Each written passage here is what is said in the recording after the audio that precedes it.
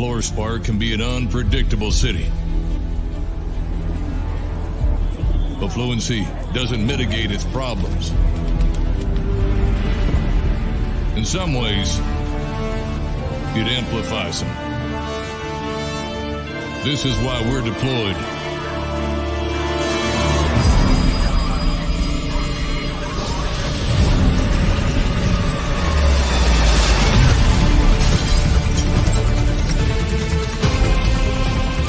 But we've seen better days.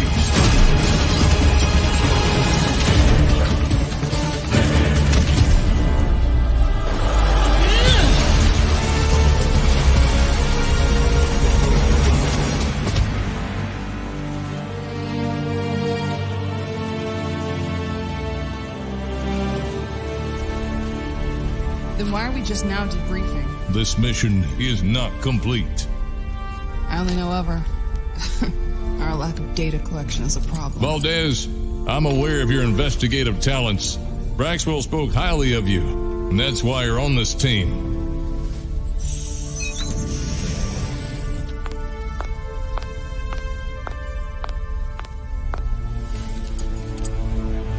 Local law enforcement handles itself very well.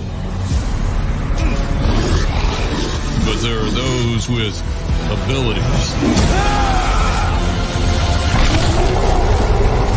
Some believe themselves to be good. Others don't even attempt to act as if they are.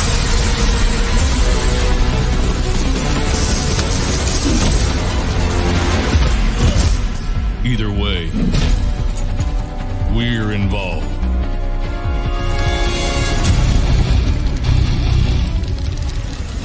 Not everyone will agree with our status.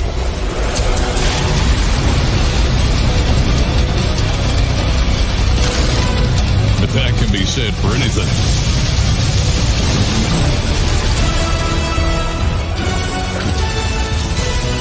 May I remind you both,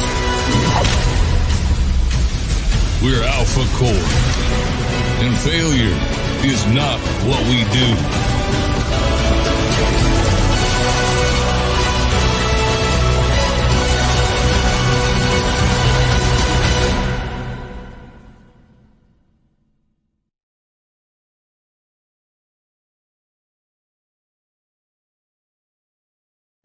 What is up, everybody? How you doing? I hope it is well on a Wednesday.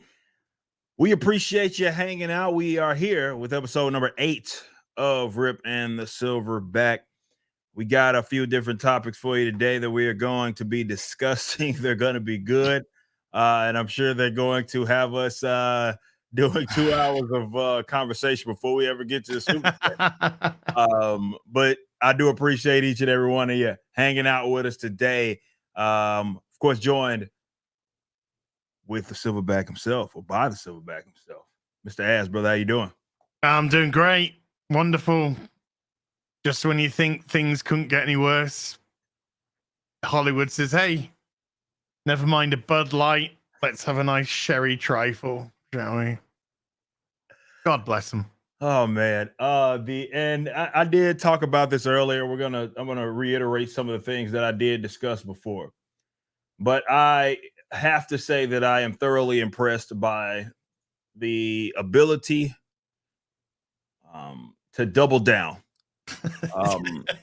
Way beyond doubling. Yeah, triple, quadrupling, quintupling. I don't know, whatever. Sextupling. We keep going. To your point, it is well beyond doubling. That's for sure. But it is impressive that they continue to do this, and we're gonna discuss that here in a bit. I want to say thanks to you all. I don't know if it's gonna happen during the stream. We will see. But Alpha Core number 1 is less than about 1.5K away from 1.2 million. So thank you all. Those orders are pretty much going out immediately. If you have not ordered anything, you can also order some stuff from the store. We got a bunch of items on sale, posters, shirts, all that good stuff. Be sure to get in on those if you have not already. But Alpha Core number 1, the campaign itself is about 1.5K away from $1.2 million. So I want to thank you all so much for all that love and support You guys have been showing. It's been an incredible campaign, and we're a few weeks away before we start talking about spoiler stuff. And I know everybody's excited for that. That's going to be a fun time. So thank you all so much for all of that.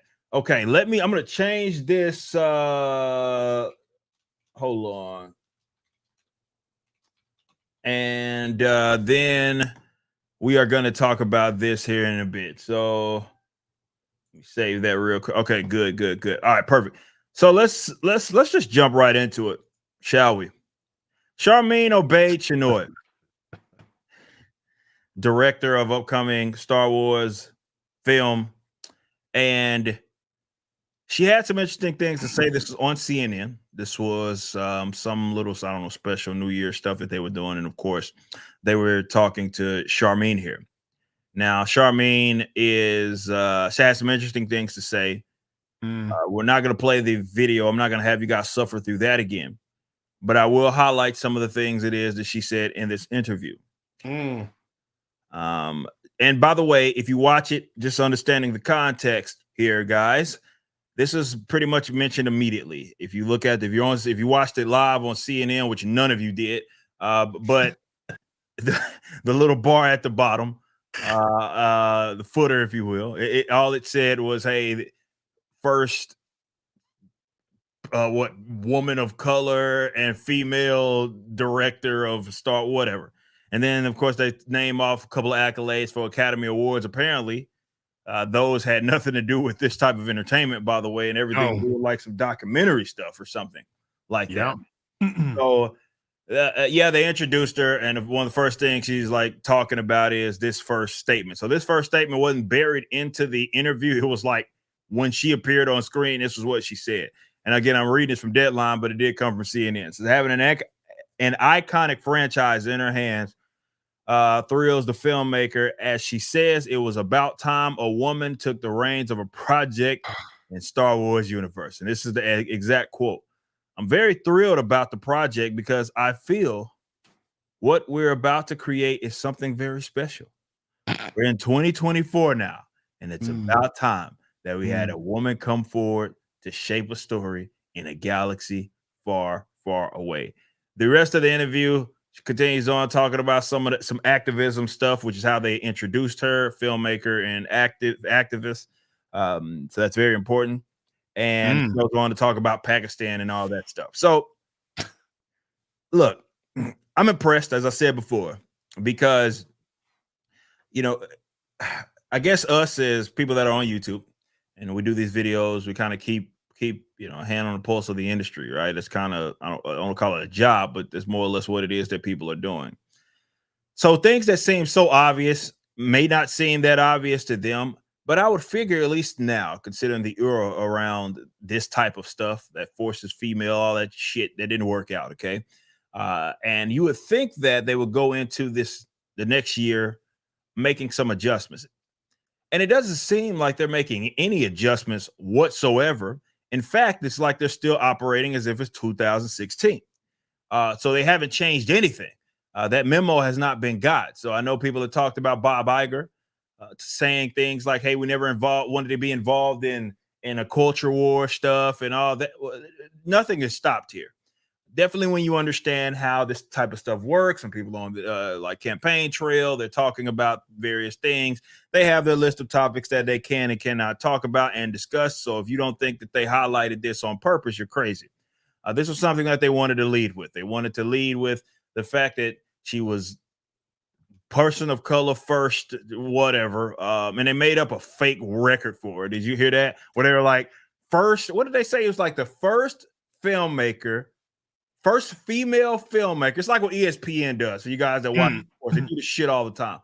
It was the first female filmmaker to win 2 Academy Awards before the age of 37.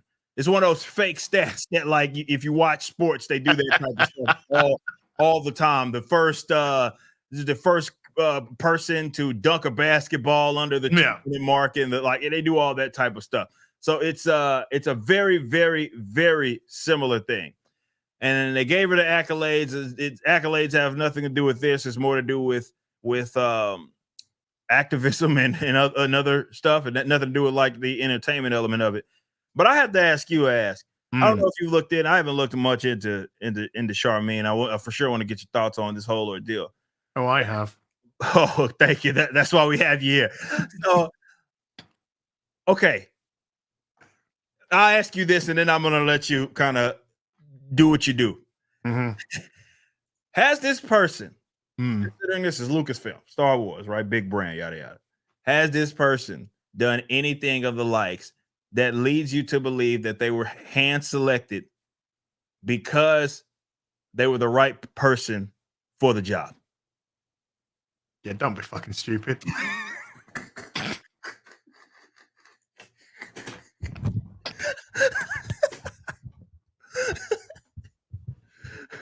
Come on now. Okay, look. There's a few massively telling things here. First of all, we're talking about Star Wars, okay?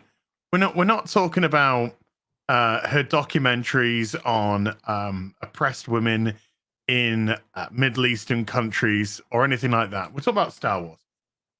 You know, pew pews in space. Where's this interview taking place? CNN.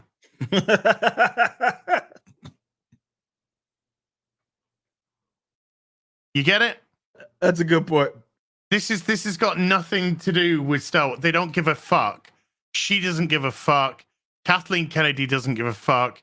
It's just like the comic book industry. It's all for optics. It's all to just get press headlines. Wheel her out. Let's wheel her out. And she's quite happy to be wheeled out as their new prize. Now, in terms of they haven't got the memo, she was actually announced as somebody who is going to do something in Star Wars a while ago.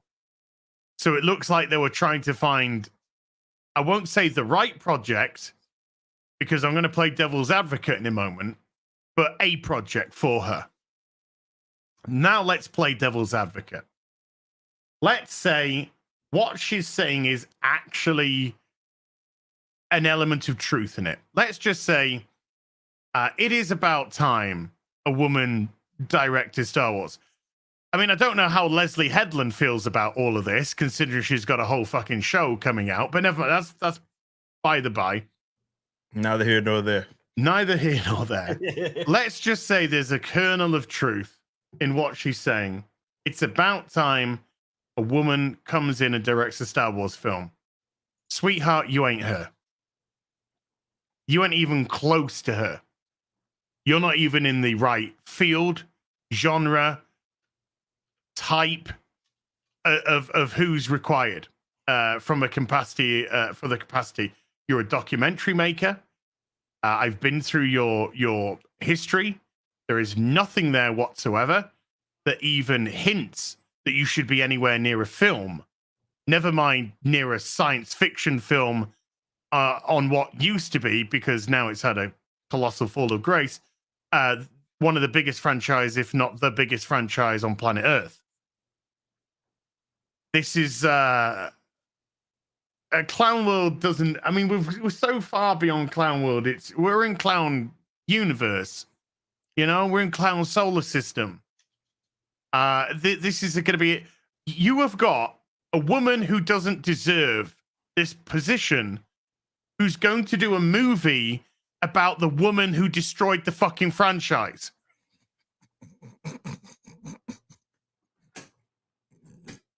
Who's been given the role by the woman who destroyed Star Wars. And it's about time we had more women. No, you know what? You need to get fucking women out the fuck of there immediately. And I don't mean, I don't, you know, women, you know I love you. Tits and all. But they're not showing in any shape, way, or form that they are remotely competent to do the jobs which they've been given. Never mind make a film. Just the roles that they've been given. But that's Disney. And I've always stressed Disney, they will die on this hill. Forget what Bob Iger says. Bob Iger said this before. He's full of shit. Yeah. So don't listen to a fucking word he said. He'll say one thing in order to play. The only reason why he said what he said is to try and placate shareholders. Mhm. That's it. That's the only reason. If the shareholders heal, okay, they're going to focus more on that. Yeah, but is he? No. Is Disney? No. Not going to do any of that whatsoever. I cannot wait for this film to come out. And I never watched The Rise of Sky Poker. I've got no interest whatsoever. But I am going to be queued up first in the pouring rain outside, waving my cash at the box office. Woman, take my money. Take it right now. Where would you like to sit? In everywhere. That's where I'd like to sit. Popcorn planted between my legs. Just there like that. I'm going to make a fortune, Eric. Oh, you are. I'm going to have a swimming pool for my swimming pool. That's for sure. I guess that's the positive thing to come out of that, is that it's going to make a lot of people rich that have nothing to do with Disney or Lucasfilm. Never mind the face that launched 1,000 ships. This is going to be the film that launched 1,000 fucking clips. 1,000 careers. Look, and this reminds me, it's reminiscent of the same thing that happened before with comics. You brought that up. Ta-Nehisi Coates. Oh. Ta-Nehisi Coates gets brought in by Marvel. If you go look up his catalog, his history, what he's done in his career, there is literally nothing there that shows that he, number one, is capable of doing anything with Marvel, but even shows any interest in doing anything in the comic book realm. However, his first gig that he ends up getting is two of the most prominent characters that Marvel, two of the most prominent characters of Marvel in its history, and Captain freaking America and Black Panther. Ironically, Ta-Nehisi Coates is the last person on planet Earth that should ever write Captain America. A person who detests America. Yes. A person who cheered the deaths of first responders at 9/11. Hey, but he won the Harriet. Yeah. He won the Harriet Beecher Stowe Award for social justice, though. Oh, that makes you qualify. Wow. Yeah. Just makes you a bellend, but you know, if you've got anything associated with social justice, as you just won this social justice award, okay, I'm going to go home and kill myself now. Thank you. I have brought disgrace and dishonor on my family. Here you are. But no, it's reminiscent of that. It's very similar, right? It's an activist. Seems like they were hand selected. Yes, they were maybe picked to be put in this position, and it seems to be more that they checked boxes because there's no genuine interest. Again, no evidence of genuine interest, and you're putting them in pretty big positions. Again, this is some rinky-dink title, right? No, this is some rinky-dink property, right? This is a massive brand. These are massive brands, and you're bringing in people that haven't even shown interest. I mean, in some cases, you can make the argument that they actually detest the material it is that a lot of these people are writing. Now, I don't know if there's any evidence of that.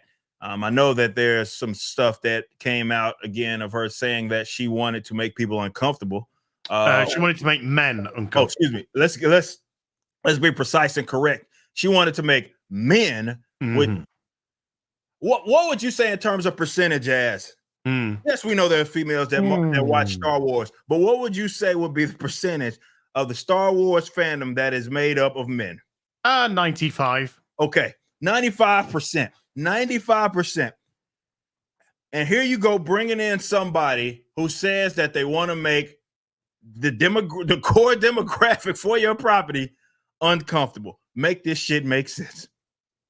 It makes perfect sense for Disney. It makes perfect sense for the activists because you think Shinoy, whatever, you think she gives a flying fuck about Star Wars? I don't. No, of course she doesn't. I doubt she'd ever heard of Star Wars before she was given the They gig. probably told her about Star Wars. Yeah.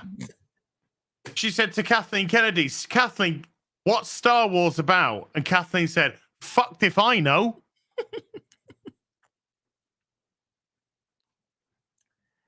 Oh my God. It's again, I always try to put it in a business lens because I try to make this shit make sense, and I know I can. I probably shouldn't do that. I kill myself trying to make sense of retardation because you can't possibly do it. No, you But seriously, guys, I don't believe with Star Wars, and I say this as yes, I've watched all these films. I can hold my own in a conversation, but relatively, I'd call myself a Star Wars normie because I'm not as knowledgeable on it like I am with a Marvel or DC as far as its lore and material and all that. But I have a hard time believing, let's say this, that there aren't people out there that are part of this fandom and have showed evidence that they are part of this fandom. They have a little bit of talent of writing. They have a little bit of talent directing that would literally probably kill, like quite literally, if it meant directing a Star Wars film. Okay. So the point I'm making is there is no shortage of people that are probably more suited with that position. Okay. Or to fill that role. Mm-hmm. Yet those are not the ones that are getting the gigs. The ones that are getting the gigs are the people that you go look up. And I'm like, try to find something. Like we did this with Ta-Nehisi Coates. People remember when we were doing this research back when this was all I talked about. I'm trying to find like an article that he wrote up. Ta-Nehisi Coates wrote up on like comic books. It doesn't exist. There's nothing there that shows that he ever was into this stuff. And now he's writing two of the most prominent characters. You have a similar situation like this. You go look up the backstory, you go look at the history, you go look at the Academy Awards that they supposedly won, and they have everything to do with documentaries that have nothing to do with Star Wars or nothing to do with like that, like entertainment, even for that matter. That's not, it's a completely different like realm. Yeah, it's a film. I guess you could say that, but it's not like this. And they're the ones that got, she got the gig. And I'm supposed to believe that she got it because she was the best for the job? There's a film that's just come out. It's called The Marvels. It's the same story with that. Director didn't deserve the role she got.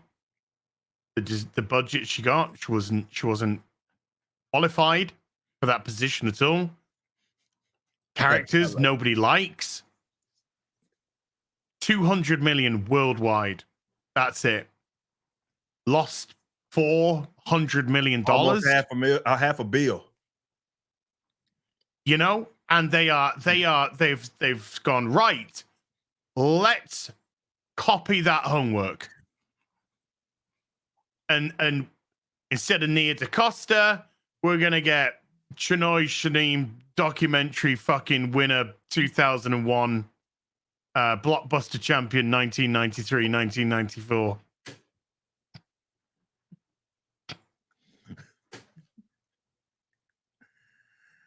And we're gonna give her 300 million. She's gonna make a movie about a woman nobody fucking likes, nobody cares about, that barely did over $1 billion and did less than half of what Force Awakens did in the span of 3-4 years. And 5 years later, when that taste had gone out of people's mouths, we're going to bring it back to fuck it all up again. This is corporate sabotage. Ooh. That's what this is. If I was the shareholders, I'd be revolting right now. I mean, they're probably revolted, but I would be revolting. I would be like, get these people out of power now. Right now. Get them out. Vote to no confidence. I get gone. Get that Kathleen Kennedy fucking moron out. We're trying to make money here. But this is a stock price. This will push your stock price down when this film comes out massively. you've made yourself a laughing stock. I mean, you've literally made yourself a laughing stock, and they're so proud. They're so proud, and the world's laughing at them. The lack of self-awareness going on is insanity. It's absolutely insane. That's what gets me. The lack of self-awareness. It's like, how tapped in is your marketing department, promotional wing of your company, if they can't say this is a fucking terrible idea? If they can't say, dog, bro, like we tried this shit, it didn't work, we got fucking destroyed, and it's leaving a bad taste in people's mouth. People don't even want to give it a time of day. Not anymore. Like, we can't do this. We can't do this. And then you do the same exact. That's what I'm impressed by. This is why I said I was impressed, because it's a repeat of the same thing that got them in trouble in the first place. And they're acting like nothing happened. They acting like they haven't laid any eggs. Lucasfilm hasn't laid any eggs. Disney hasn't laid any eggs. They're acting as if none of that shit happened. And they're continuing on with the same method, which led to it was less of a method and more of a recipe for fucking disaster. Yeah. And that's what they got. And still, they came back to the round table and said, you know what? Let's do it again. Let's do it again. What's the definition of insanity? Well, that's what they say. Doing the same thing and expecting different results. You will have a different result. It'll just be worse than the previous. Yeah. That's about what you can guarantee, if nothing else. How many people watched Andor? Nobody. And even in our spheres, a few people saying it's pretty good, actually. But nobody watched it because Star Wars is a broken brand. Nobody's interested. It doesn't matter. How many people watched Ahsoka? Nobody. And what's coming down the line? 3 Star Wars films. Rey fucking Palpatine. And 2 of them are Rey Palpatine and the fucking Ahsoka film. The Mandoverse film. Which nobody's watching. There's no enthusiasm. No. And that's why I tell people about, hey, man, I watched this film and, Andor's or show, they bring that up. Oh, it was okay. Who gives a fuck? Like, the thing is, there's no enthusiasm. There's nothing there to even, there's not enough intrigue for people to say, you know what? I'll give this a shot. They don't care. It's a show about a guy who's dead.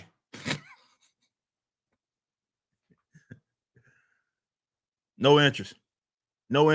There's no interest. It's true enthusiasm. That's what's missing in Hollywood.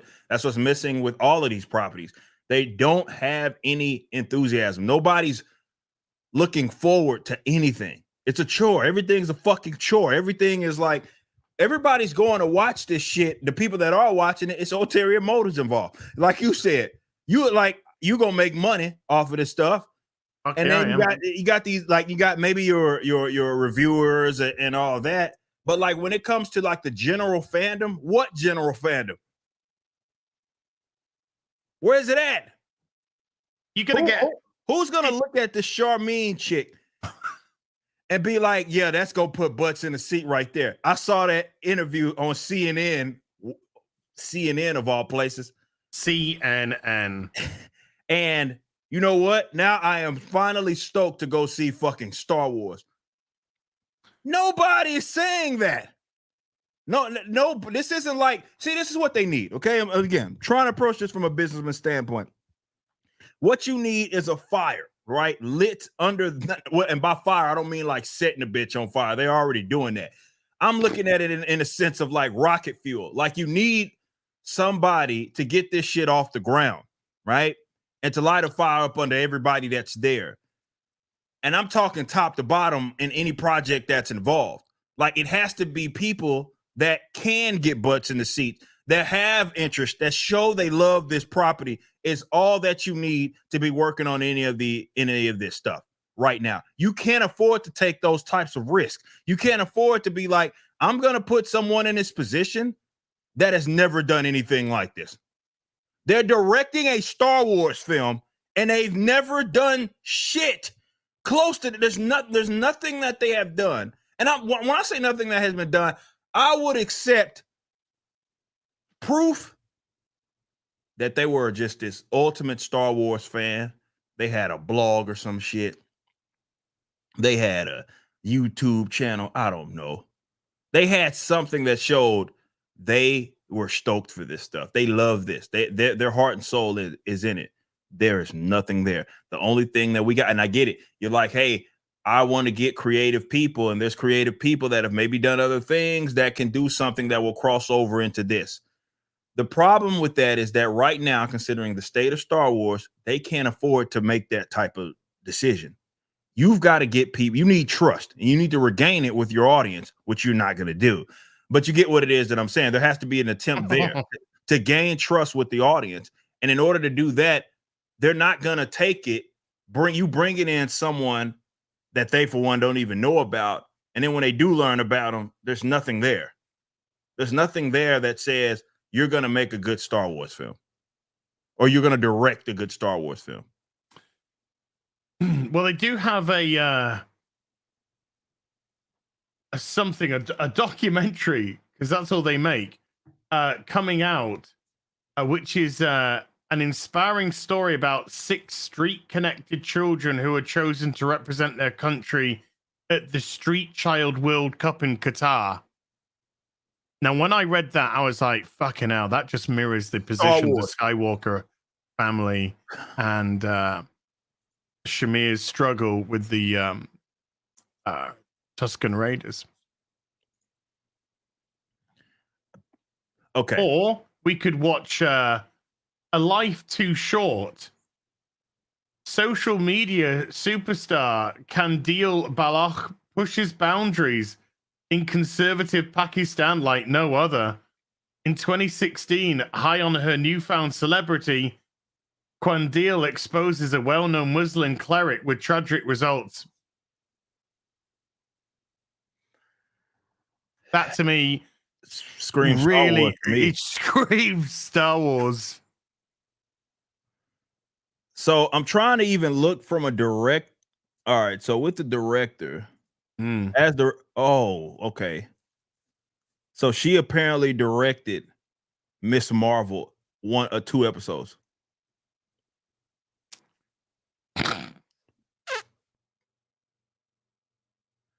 So yeah, like quite literally, I know we said we joked about it, but quite literally, it's they're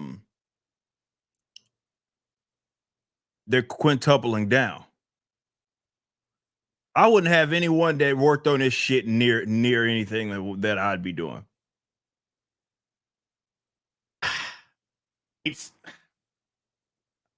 This is beyond laughable.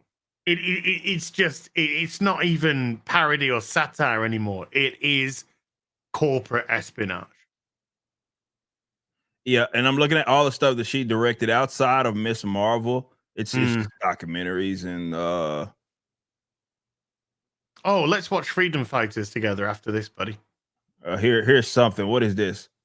Rise of the Warriors. What the hell is this? Is animation, I'm guessing? Yeah. Okay. It's if you read, look, they actually misspelled the thing in the very description, but never mind. Safe, peaceful town with all villains, yada yada yada. Nothing I'm interested in. Nothing that has anything to do with Star Wars. So she's directed some shit that none of y'all have heard of. That's for sure. Outside of maybe Miss Marvel and the things that you've heard of with that has not heard of. No, nobody's heard of it. Nobody's watched it. That's for sure. But yeah, outside of that, I mean, here we got this is a documentary. Looks like some more documentaries. Shorts, yeah. Short. Documentaries. Just $300 million she'll get. Reinventing the Taliban. She was a director. How did that work out for him? She was director of Reinventing. What the hell? I have to know what this is about. brings a uniquely personal perspective to the disturbing rise of radical Islamic fundamentalism within Pakistan. What do you mean the rise? Yeah. That is Pakistan. Yeah, it's Pakistan. So basically, it's just Pakistan. So yeah, just documentary stuff. None of this stuff it screams Star Wars is the point it is that we're making. None of this shit has anything to do with Star Wars. Miss Marvel, I guess, okay, if you're gonna like, okay, that's probably how they, because they do recycle talent a lot. And they said, hey, you did Miss Marvel. She did season 1, episode 4 and 5. Is what she did. She did the only season episodes. Oh yeah, that's right. Excuse me. Of Miss Marvel, which yeah, that didn't do too hot. No, it didn't. That didn't do too hot at all, if we're gonna be honest. I don't get it, man. It's remarkable. It really is. I just can't imagine owning a business and making a colossal fucking mistake like that will lose me hundreds of millions of dollars, and it's proven to lose me hundreds of millions of dollars in the past. I mean, granted, if I lost $100 million, my company's gone. I'm bankrupt. There's nothing else there. They're with Disney, so they have the ability to do stuff like that. They can absorb a lot of losses, substantial ones. Okay, so I get it. However, what I don't get, and yeah, we could talk about the external investments and all that stuff. This is not something that is well. Let me say this: I would be willing to give people that more if there was evidence of them staying afloat. That evidence I'm not seeing. All I'm seeing is losses. Your stock down. Your so everything's trending down. Like whether it be money you're making, net, profits, and again stock. Everything is just trending down. So I will lend more credence to the. I'm not saying that the external investments and bad actors don't exist. The ESGs and people. What I'm saying is that understanding what their goal is with that stuff. If they were still remaining afloat and everything was at the neutral point, and they were putting out this dog shit, okay, but they're taking losses all across the board. Mm-hmm. Everything's down. Movies down. Subscriptions. You're losing money with your streaming services. Down. Park attendance. Everything's down. Everything is down. Is going the fucking opposite way. Close the Star Wars hotel. Close that shit. So everything is down. So the investment, the fuck are you getting in return? Nothing. The message. That's it. But even then, it's being rejected. Yeah.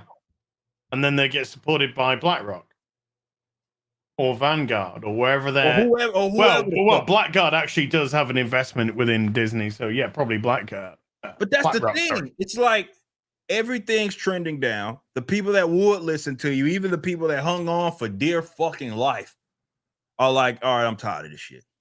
I'm bored out of my mind of this shit. You said earlier about if they were at least trying to show some faith that they wanted to make a change.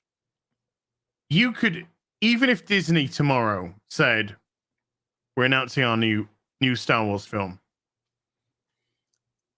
Skywalker. Sebastian Stan is going to play Luke. 10 years on from Return of the Jedi. Luke's at the height of his power. All this kind of stuff. He's rebuilding the Jedi Order. Blah, blah, whatever. Even if they did that,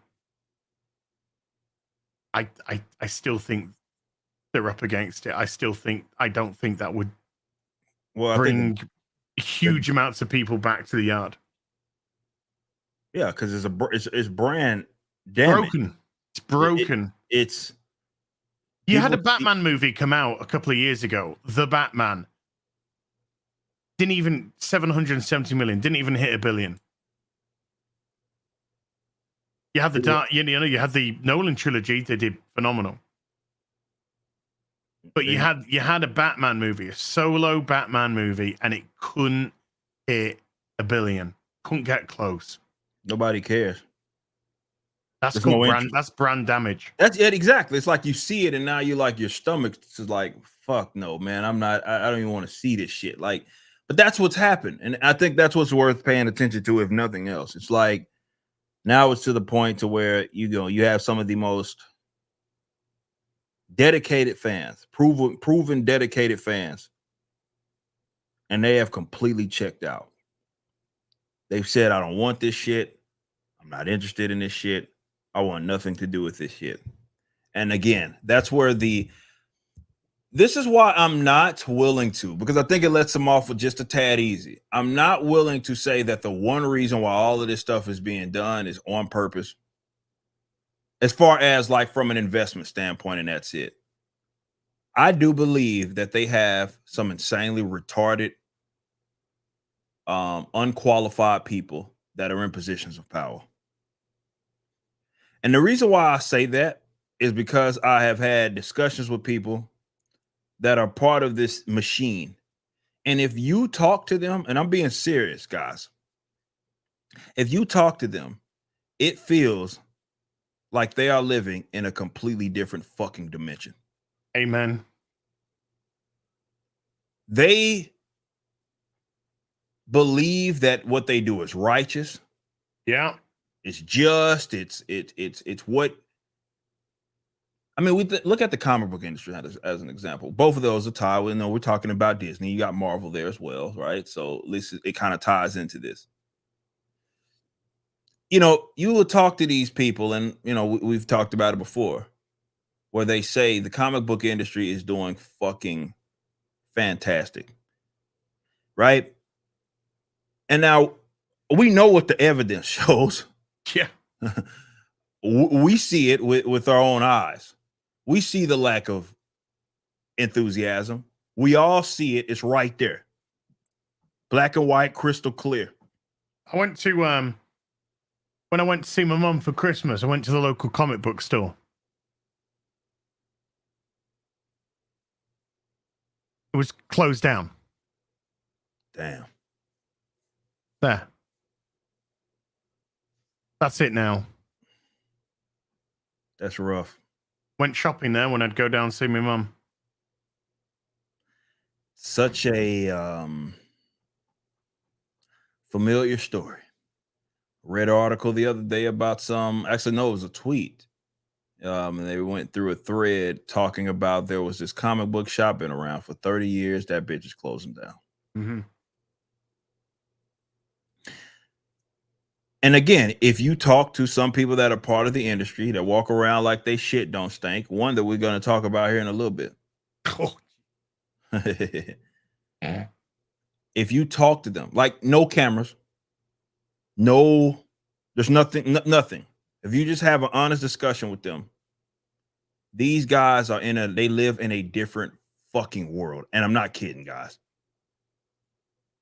So this is why I say with the Star Wars situation or Lucasfilm or with Marvel or Disney or whatever, I believe that we also must talk about the levels of straight up fucking incompetence that they have within their ranks of just mental fucking midgets that either don't like the properties it is that they work on, or they just have, or worse, they have absolute contempt for the property, which is why they want to change fucking everything. This is why, like Rachel Zegler, I hate to keep ragging on that heifer, but the reason why I do it is because it is it's such an example of what the fuck. You have the person that is playing the character that you're doing this live action adaptation around, right? And one of the first introductions that we get from her is her, I don't know what, red carpet, whatever the fuck. And she's being interviewed and she flat out says, like flat out, hey, that story that we're adapting and that I'm playing, I'm the lead here, right? So I'm playing fucking Snow White. It was problematic. Kind of weird. What the fuck? Like, that's amazing to me. That is incredible. That's what I'm talking about with content, right? You have a person in a role that literally does not like the property. And they're telling you they don't like the property. They don't like the story that's associated with it. That's what Disney have told her to say.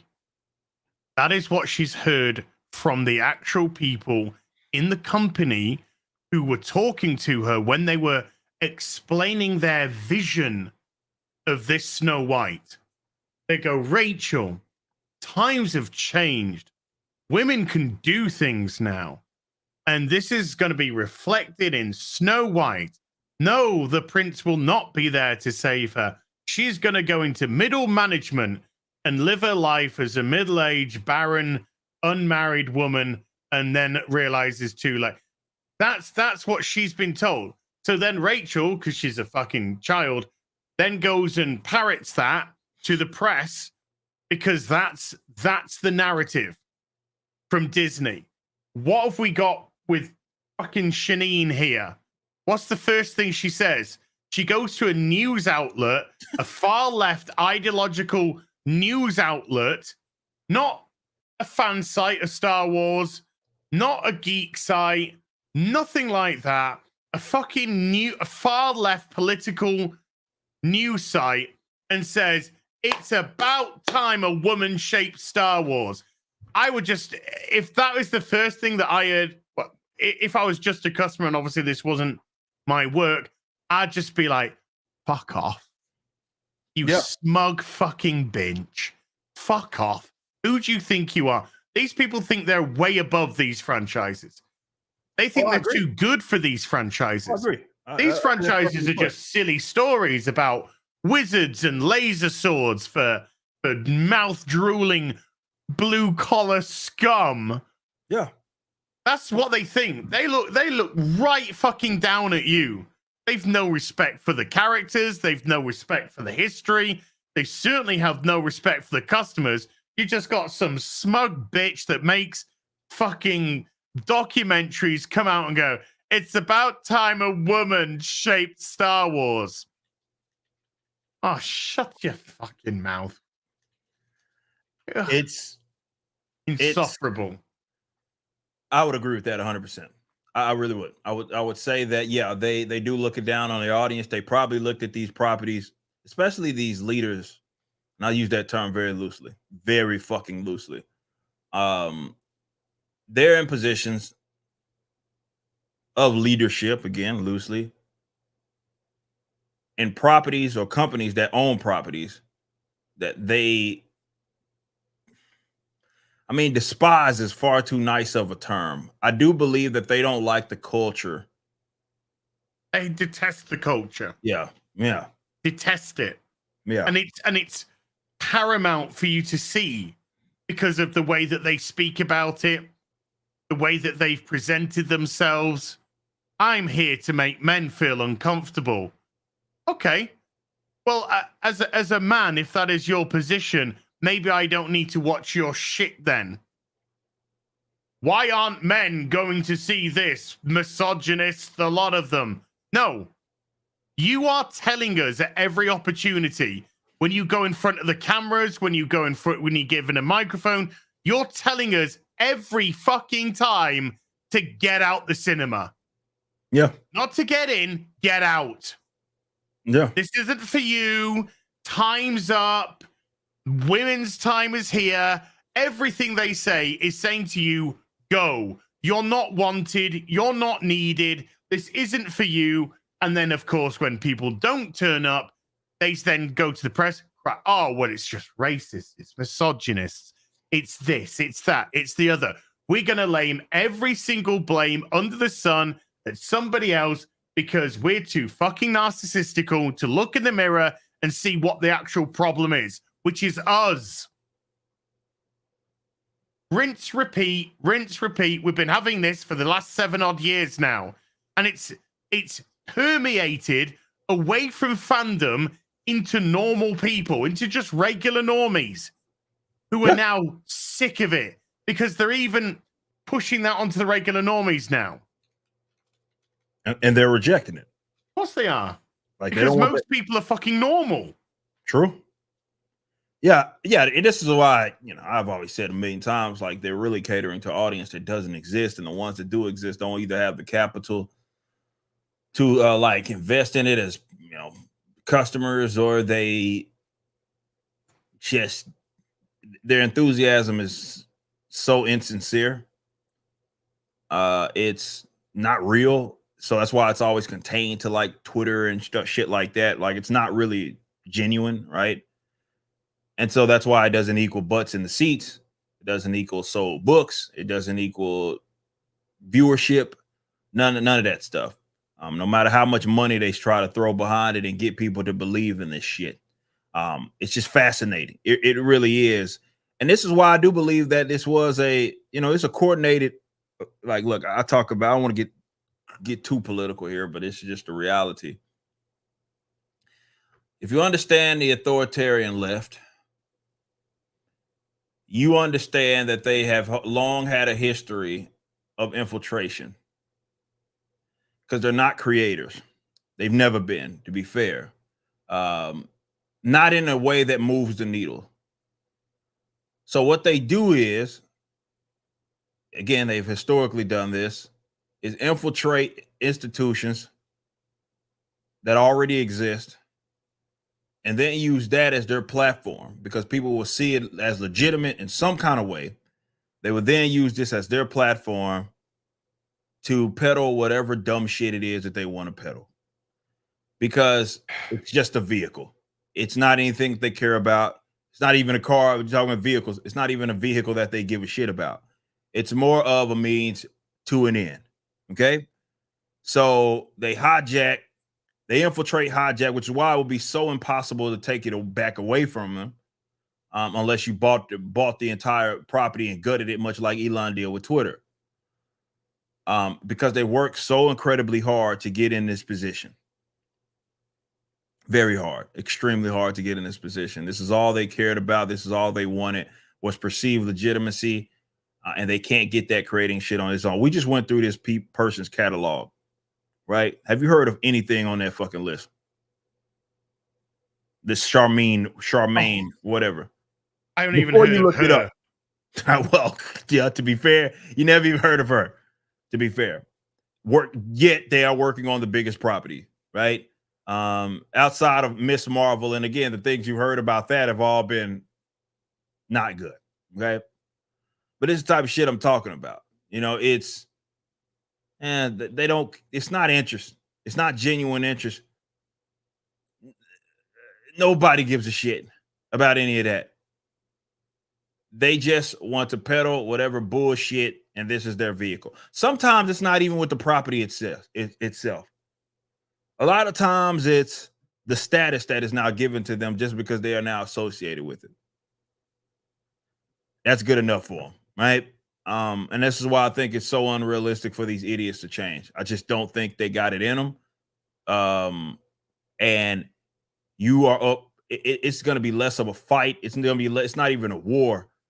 I just think it's over in terms of they control. Eric, they're bombing their own cities.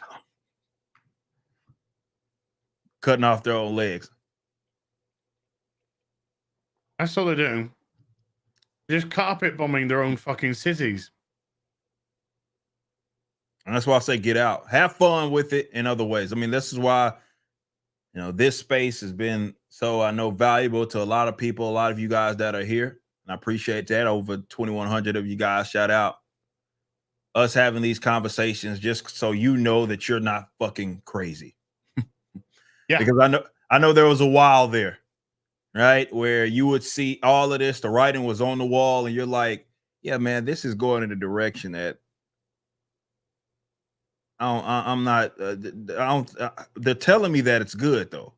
All the Shill media and everybody that's involved is telling me this is the best thing in the world. But The some Shill media, which is dying on its ass, true, which actually, is closing down at a rate of knots.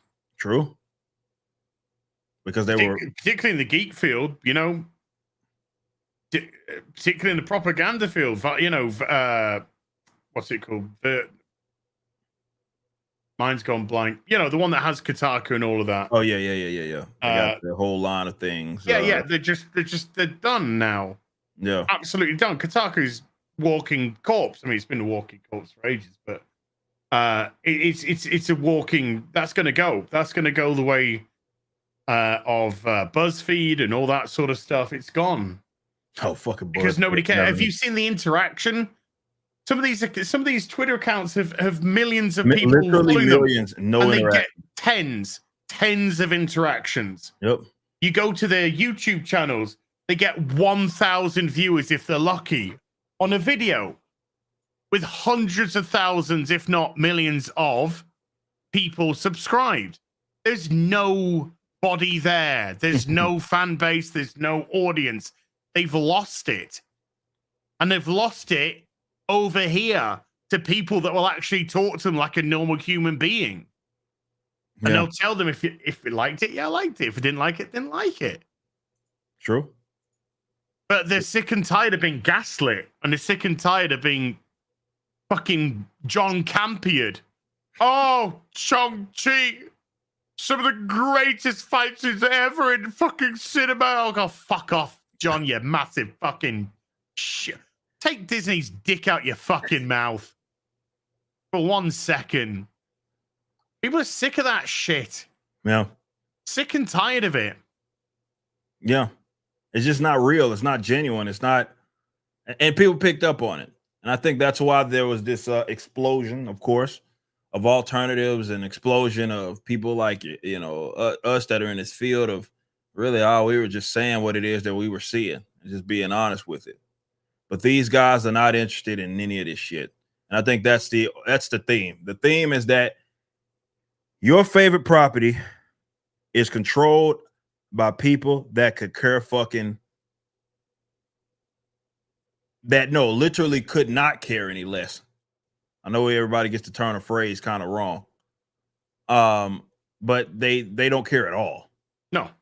There's no real intrigue there. They're not interested in this shit. There's no maybe advance their careers, you know, maybe at best. And again, some of that is starting to be questionable as well. Shill Media fell apart when these companies came in and bought legitimate media. Mm-hmm. So once upon a time, your media would serve the customer, which is how it should operate.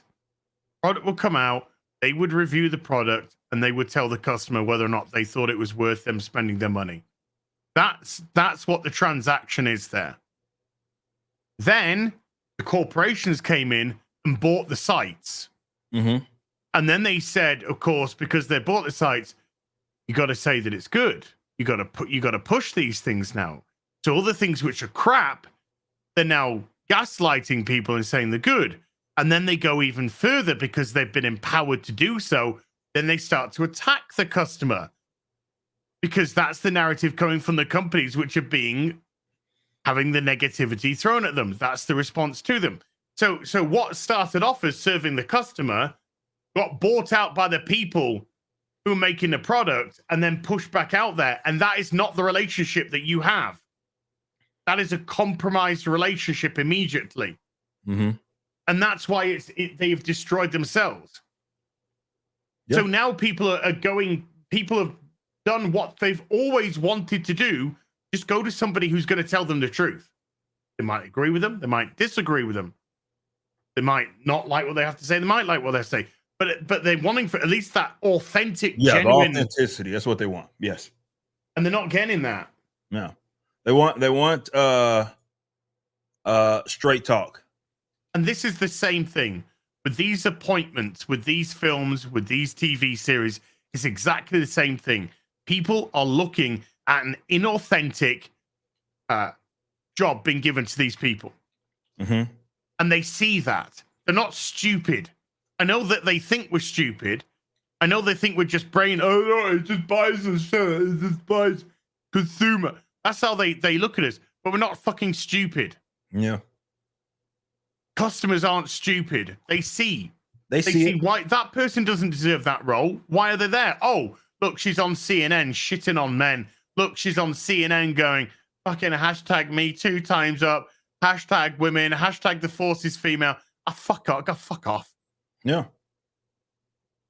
And that's one of the worst mistakes that I think a lot of people make. And I see even some people in the independent space and or non-mainstream space make the same mistake and underestimate the intelligence of the customer. You're going to lose that battle every fucking time. Yes. Because and one of the reasons why they resent the customer is the customer knows more about these things than they ever fucking will, because the people who are getting employed know nothing about it. That's very true. That's very true. So they immediately go on the defensive because they've been hired based on ego, based on optics, and that's the way that they respond. They respond based off that egotism, that narcissism, that hubris, that resentment that they have for their audience. Yeah. Why do you think Godzilla did so well? It did a great monster movie. Very authentic. Great human story that people can relate to. Yeah. It wasn't rocket science. They didn't do anything that fucking broke the wheel. They did formula stuff which people can gravitate towards, and they did it very well indeed. Oppenheimer, well-made film, brilliantly made film.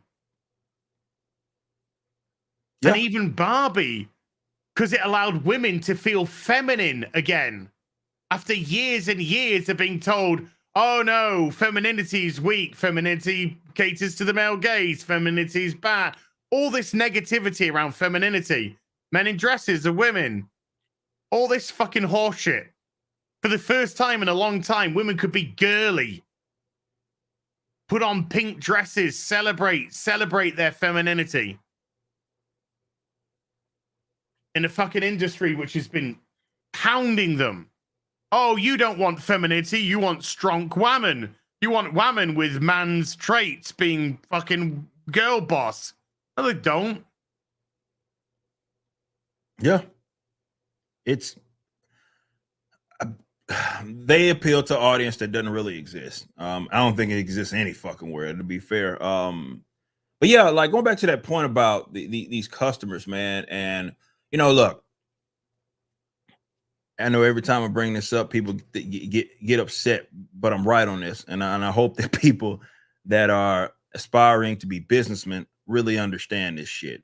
And you've seen it work out the opposite way, so you at least know I'm not coming from a place of just like bad faith or something. But as a businessman and creator, your number one priority has to be acknowledging the audience that does exist and targeting the motherfuck out of it. And what that sometimes means is that, yeah, the people that, what would you call them, that control or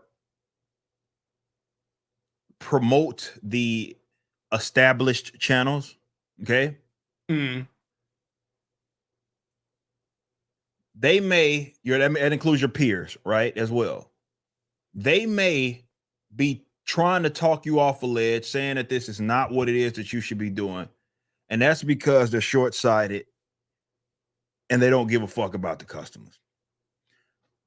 There's a lot of narcissism with people that create, okay? You see this in Hollywood, and you've seen this play out in multiple ways, in that they don't look at you customers like you are there, you have likes, you have certain traits, attributes, things that you gravitate towards for whatever reason. and giving you something that would suffice, giving you something that is geared towards your taste. That's not how they operate. They look at it like, well, I'm the greatest, I'm good, and therefore you need to live up to me and my standard, no matter how dog shit it is. And that's the ultimate thing that determines the success of a product. Especially when you're not in the mainstream. Yeah, I get it. There's going to be some outliers with the mainstream because, well, they are massive. They can, they have established properties. But if you're just looking at on a general, definitely like say you're starting a business tomorrow, like doesn't matter. Just as a general rule of thumb, the customers are above all else, and they're very clear in what it is that they want. So it's funny going back to the Rippaverse, for the people that were surprised at the success, and yeah, I didn't think we were going to have $3.7 fucking million in the first campaign. I'm not going to sit there and lie to you. I didn't think that was going to happen. Figured we see some success, but what you shouldn't be surprised by is the enthusiasm, the fact that there's people stoked on like a project or anything, because you get a lot of people that'll be like on the outside looking in like, well, how the fuck did he do that? Why the fuck this is why, when we originally launched, though, some of that stuff has been, gone away, even though you still have, of course, your detractors and all that. But, people were they just didn't want to believe it. The reason that attitude exists is because they believe that they are the ones that determine the beat. And that's just not how it happens. That's not how this shit works, man, especially with an entertainment property, bro. Like, you're not selling food or something, especially with the entertainment property. That is the most customer-driven fucking industries that exist. And they are the ones that determine whether or not the shit is going to be successful, period. That's just what it is. So when they either reject or embrace, that's what it is. There's no ifs, ands, or buts about it. If they, again, in a general, yes, there's outliers, but generally speaking, what they have determined that they wanted is exactly that. So when we're talking about whatever metric, good, bad, all that stuff, what needs to be considered utmost is how the customers felt about the shit. And I think that attitude is lost upon entrepreneurs, creatives, executives that exist in entertainment, because they believe that the customer is supposed to live up to their fucking standards. And I believe that this is why they lash out the way that they fucking do. When they do see someone that is against the grain or doesn't do it their way, see some level of success. Or why they start, when you saw what happened with Angel Studios, why the dirty tricks started to come out, because they don't want to believe that somebody that didn't play by their fucking rules, didn't go through their channels, didn't do everything the way that they have been lecturing everybody that this is what people want. This is the formula. This is how you do it. And they said, no, we're going to do it our way. And then we saw a lot of success. Well, you're a threat. You're a problem. But that's the thing here, man. It's the customers, and I know, especially when I say don't listen to your peers. Like, I know people get really fucking mad when I say that, especially other creatives. But it's the honest to God's truth. Your peers can be useful to you from the craft perspective. Maybe they have an eye that you don't have, whatever. But from selling it to an audience, their opinion on shit is irrelevant. I'm just being completely honest. Outside of, again, offering you something that they've seen that works and will, elevate the product, whatever. That's one thing. But what they cannot determine is what the customers actually want and what it is that they want to buy. Because there's so much good stuff out there that I'm guaranteeing you right now, peers are fucking hating on it. Peers said that they shouldn't have did it this way. Peers said that this was not the way to do it. And then the customer said that's exactly what it is that we want. So which one is fucking correct in this? Is it the executive? Is it the fellow creator? Is it the whatever that went through all the proper channels? Or is it the customers that are the ones subsidizing this shit? Every time, 10 times out of 10, it is the customers. And once that attitude is adopted, I think those are the people that see the most success. But if you're one of those arrogant, narcissistic pieces of shit that believe that everybody's supposed to live up to your standard and you dictate what everybody is supposed to fucking like, you're going to fail generally every fucking time. And I think that's what you've seen. You've seen it in Hollywood. You've seen people leave the mainstream in various ways and fall on their fucking face trying to do their own stuff because they're carrying away that attitude that they believe that everything they do is just, righteous, and the customers themselves are supposed to live up to that standard. And that's just not the way you look at business, creativity, or entertainment. You're not selling to your peers. You're not selling to this is why they put so much stake or stock, whatever you want to call it, into like the like these award ceremonies and shit. They love to brag about that. I'm again somebody else that we're gonna talk about. Eisner nominated means nothing anymore. Means jack shit. It means that your peers maybe gave you a pat on the fucking back and acknowledged you. Outside of that, it doesn't mean a goddamn thing. Or your peers gave you an award to avoid cancellation. There's some motives there for sure. Judging by some of the winners, I mean, they can't see any other way that they'd get a fucking award. Optics. It's all optics. We've gone from the customer is always right to the customer. We decide if you're worthy enough to buy our product. Bingo. That's the attitude. That's where we've gone. And look what it does. It just smashes the audience apart. Yep. That's a fact. That's the culture it is that has been sort of created. Matter of fact, let's just go right into that. Let's go right into that because this is one of our favorites here. Oh yeah. It's like a reoccurring nightmare. We might as well have a dedicated mag segment for ripping a silverback. The beg seg. The beg. You heard it here live, folks. We just came up with even a name for it. This is your beg seg. You need a banner going across the beg seg. I'll get Jordan and the team on it. Beg seg. We'll get everybody on it. Mags of the 29th. This was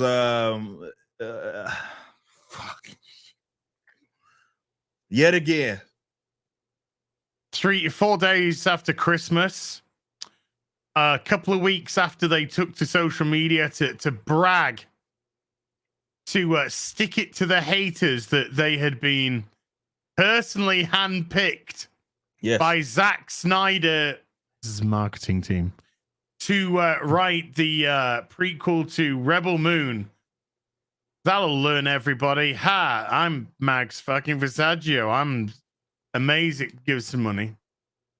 Please, Gibbs. No, there's no please. Show me the please. Oh, yeah, that's true. Show me the please. That's a good point. Yeah. That's a good point. Give me money. As you guys see, I'll read it real quick I know it's a little small there. I just kind of blew it up a little bit. This is what Max said. We could use some help till our next paycheck. Invoiced December the 7th. What was? Do you understand what that point of that part was? The parentheses. Invoiced December 7th. Like what was?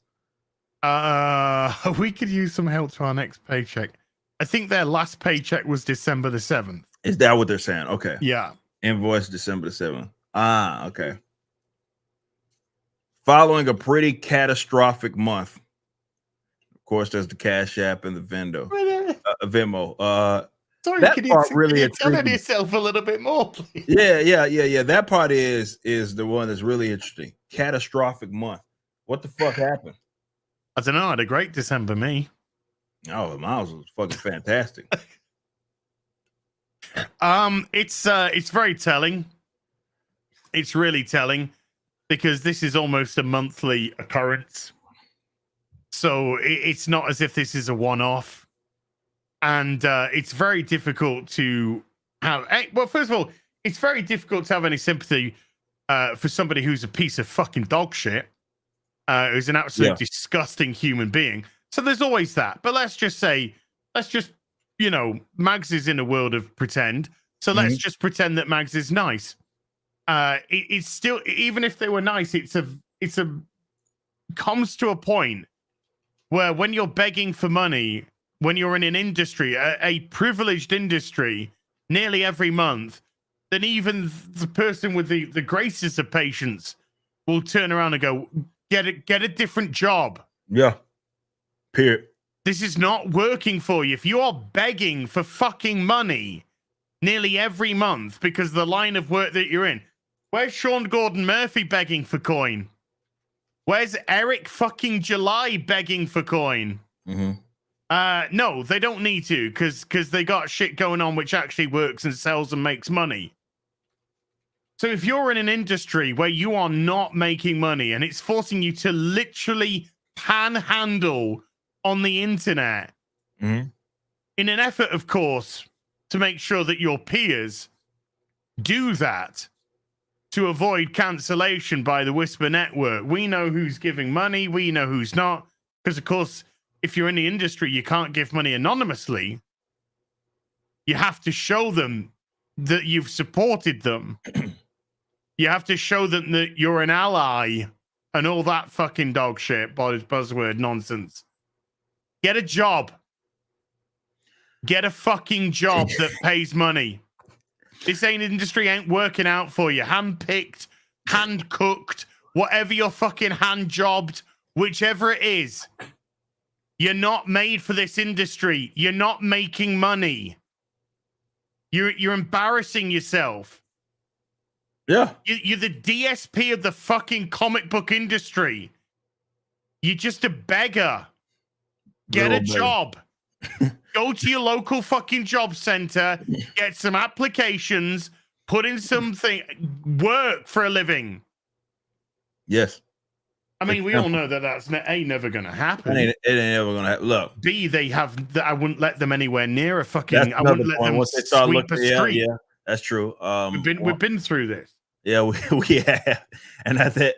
But on a serious note, it's like, yeah, bro, this ain't working. Okay. You're asking for money. Despite all of the pats on the backs and the nominations for the awards and the hand picks, the hand selections from Zack Snyder, nobody cares. It's not giving you a life that you can sustain without having to actually beg for money. Literally, just giving away it free. Because again, this isn't even a transaction here. She just wants, or they, them, or it, or him, shim, whatever. They just want you to give them the money and get dick all in return. Okay. So it's quite literally having your hand out. That's it. And I mentioned this on one of my streams. I think it was on Fort Cannon's sake. And I talked about this. I'm a guy, and this is maybe it's just from the era I come from or how I was raised. There ain't no fucking shame in my game. If all of what I had went to shit and I had to make ends meet, you crazy as a motherfucker if you don't think I will take my black ass down to McDonald's, which is always hiring, and always hiring, flipping the motherfucker out of these patties. You crazy. It ain't nothing to me. And I wouldn't give a mother. I wouldn't care. I've done that shit, dude. I've done that shit. Yeah. If you think you're too fucking good for hard work, God help you. That's what you become. You become a fucking beggar. That's what you become. Not a person who's homeless, not a person who's on the street, not a person who's got mental issues. Well, I mean, they've got fucking mental issues. But not somebody who's on the street because of the mental issues, because of alcoholism or drugs or whatever it may be that's forced them out there. No, this is somebody who's been given work by the mainstream comic book industry because of alleged talent, begging for money nearly every fucking month.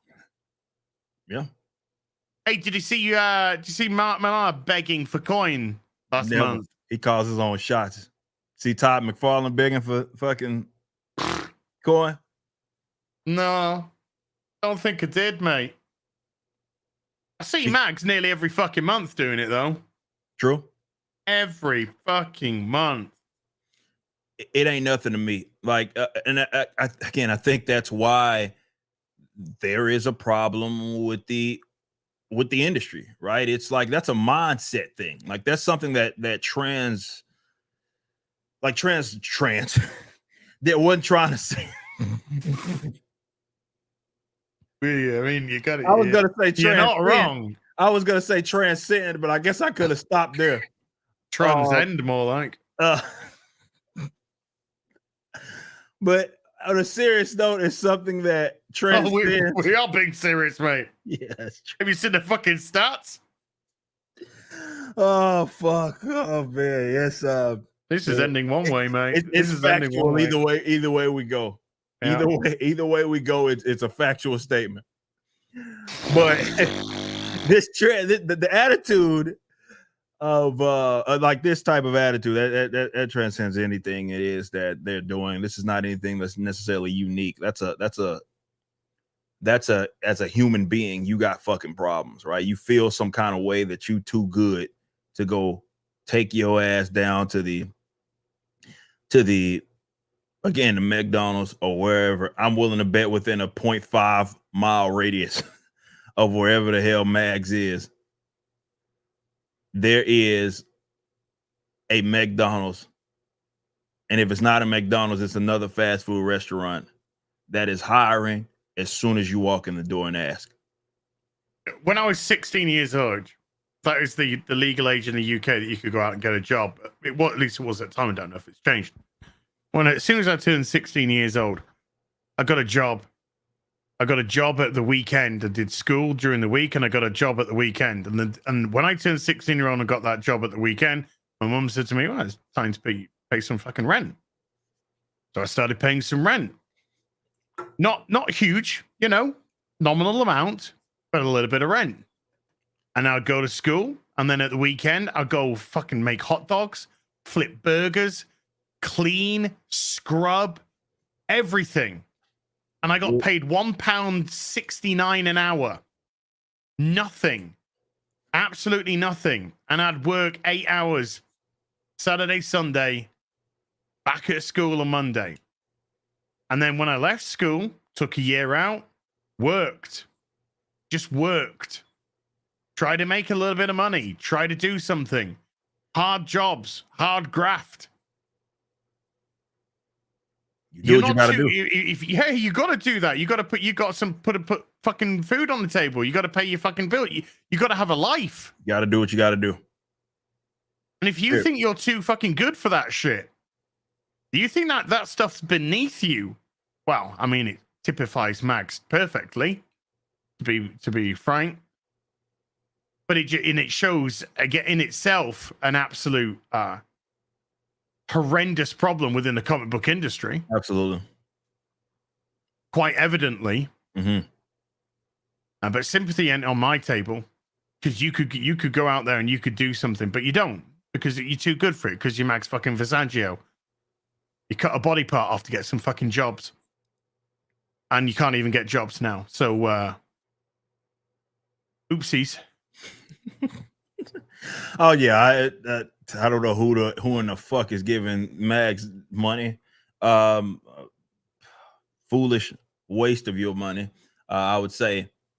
But on a serious note, this is a attitude, integrity, no integrity from Mags, because to your point, working a job that doesn't have to do with, I don't know, transing a character or something, is beneath Mags. What did she say? Whatever. What did they say? And I just say they because I'm using it in the informal. What did they say they'd do to Connor Kent? Connor is trans. Right. When they said that they've just been given work recently, they've just been given work on a character. Can't tell you anything about it yet, but I will tell you that they're going to do something to that character. Can you tell us what that is? They're going to trans the character. Oh, okay.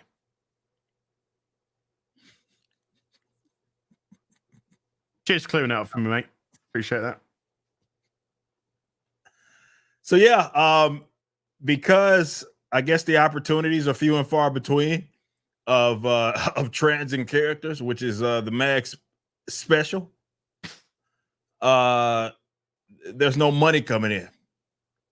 And instead of going to any place in near you and going to work, even if it's part-time, you're between gigs, even if it's part-time, Mags has said, and I don't give a fuck what you identify as, Mags, biologically, you got the build to be doing some work that is always in demand. And I ain't talking about like on some gay shit. I'm talking about like on some like I'm talking about like with manual labor.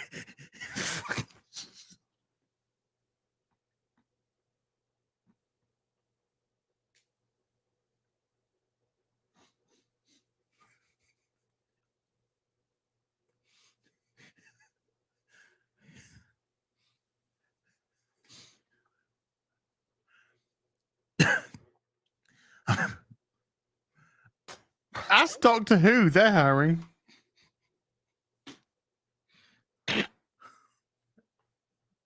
Drink some water. I'm talking about that you share similarities biologically to folks like myself, right? And therefore you have an advantage physically to go to do certain jobs, man. Maybe we should just start with identifying as work. That would be a good place to start. That would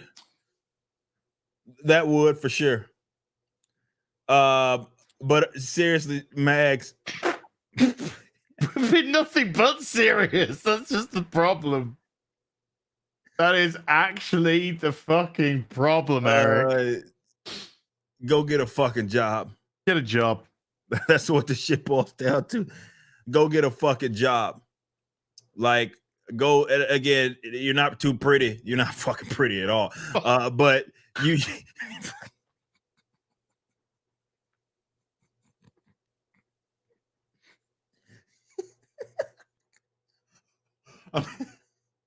I'm using that in the metaphorical sense. That you're not too fucking, you shouldn't feel like you too fucking pretty and cute. And holy shit, you should never feel that way in any circumstance.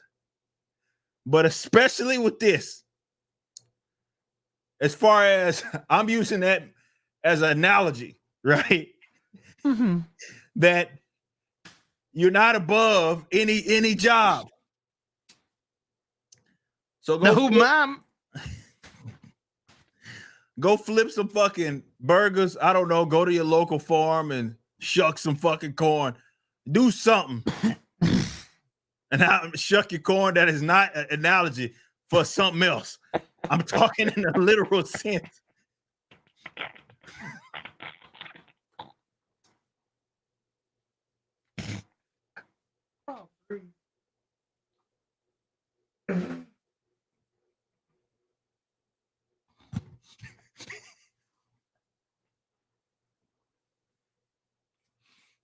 I would hire them.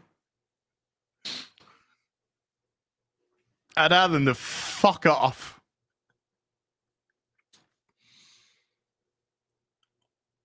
Oh man. Oh shit. Hey, I heard that McFarlane was doing an art thing. Maybe we should try and get in on that. Yes, there's maybe some money associated with that. That may be your next gig, Max. For sure. Fucking shit. I would let them in a McDonald's. Oh man. No, yeah, they're not qualified. No. They're not qualified. No, they're not. But who knows, Max? Maybe you get lucky and somebody wants to gamble.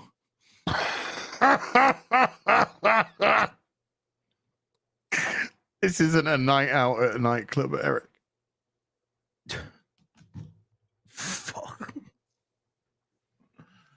Oh man. It's Get a a gamble. It's a gamble. Oh man. This is Jesus Christ, man. But seriously, oh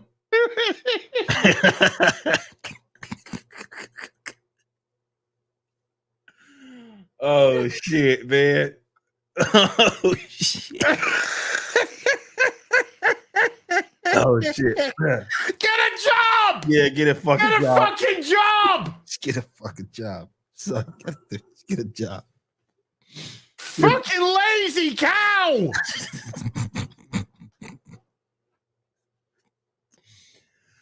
Oh shit, get a job. That's all, bro. Just get a fucking job. You don't have to keep subjecting yourself to this dumb shit every other month. I gotta imagine that's in diminishing returns because maybe at the first time you ask for it, someone's like, this person is coming on hard times. And again, that's not analogy when I say that. I'm talking about the fact that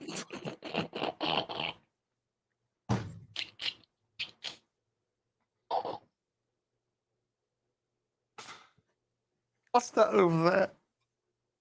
What's that over there? Just gonna look at that for a bit. Look, man, I'm not even trying to make puns out of this shit, man. I'm just saying. maybe they were giving you the benefit of the doubt. Maybe they were giving you the benefit of the doubt the first time. But I believe we're on time number and a shout out I see 59,628. And you got to be getting diminishing returns. There can't be that many people that are that gullible to give you money to know that you're going to do the same shit next month when I guess you get invoiced, I don't know, January 15th, and you need some fucking more money. Because it's been a catastrophic month.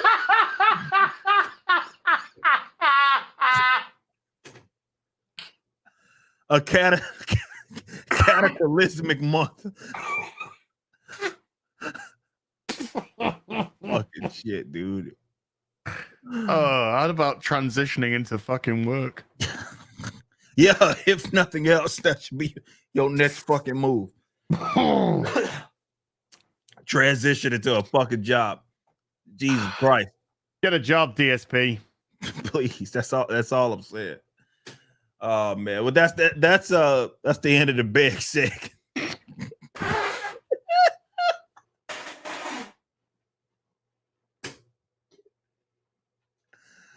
Oh shit! That's the end of the big seg.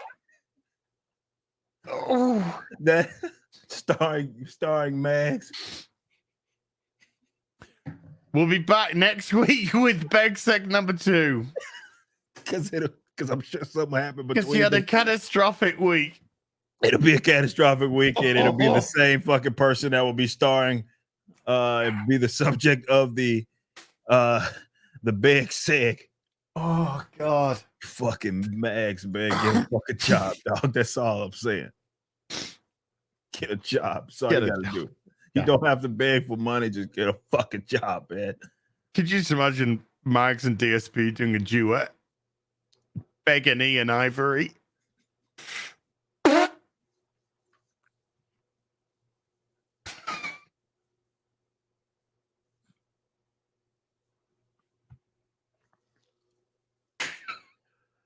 Oh shit, man. Fucking crying tears. I'm crying tears, man. What the fuck? Eyes fucking red and shit, man. Fucking fuck, dude.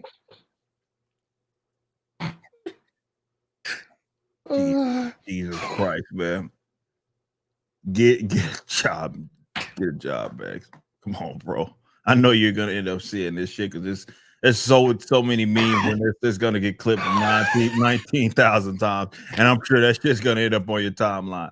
So please clip the part where I say get a job. That's all I'm saying, man.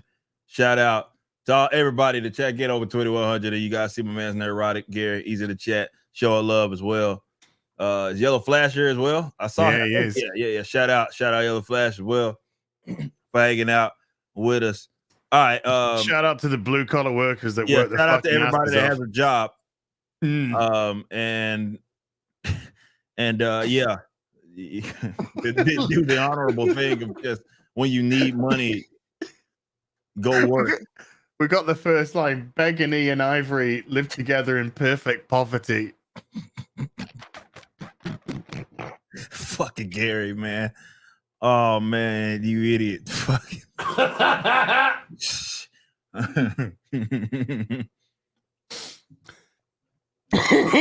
Oh my God. Just get a job, bro. That's it. That's what it all boils down to. That's the theme of today's show. We're ripping the Silverback. Get a job. That's it. Holy shit, dude. What in the fuck? Every week. Okay, we're gonna get into some of these super chats, y'all. I appreciate everybody hanging out with us. Hand cooked by Zack Snyder. Yeah, and hand something, and man, maybe that's how she got the gig. I don't fucking know. it is Hollywood, so wouldn't put it. There's some weird cats out there into some weird shit, so wouldn't put it past them. That's all I'm saying. And maybe that's why they can't pay rent, because they weren't actually. The transaction had nothing to do with money. Why gotta be trans? That's not what I meant by transaction. I wasn't talking about transactions, man. I was.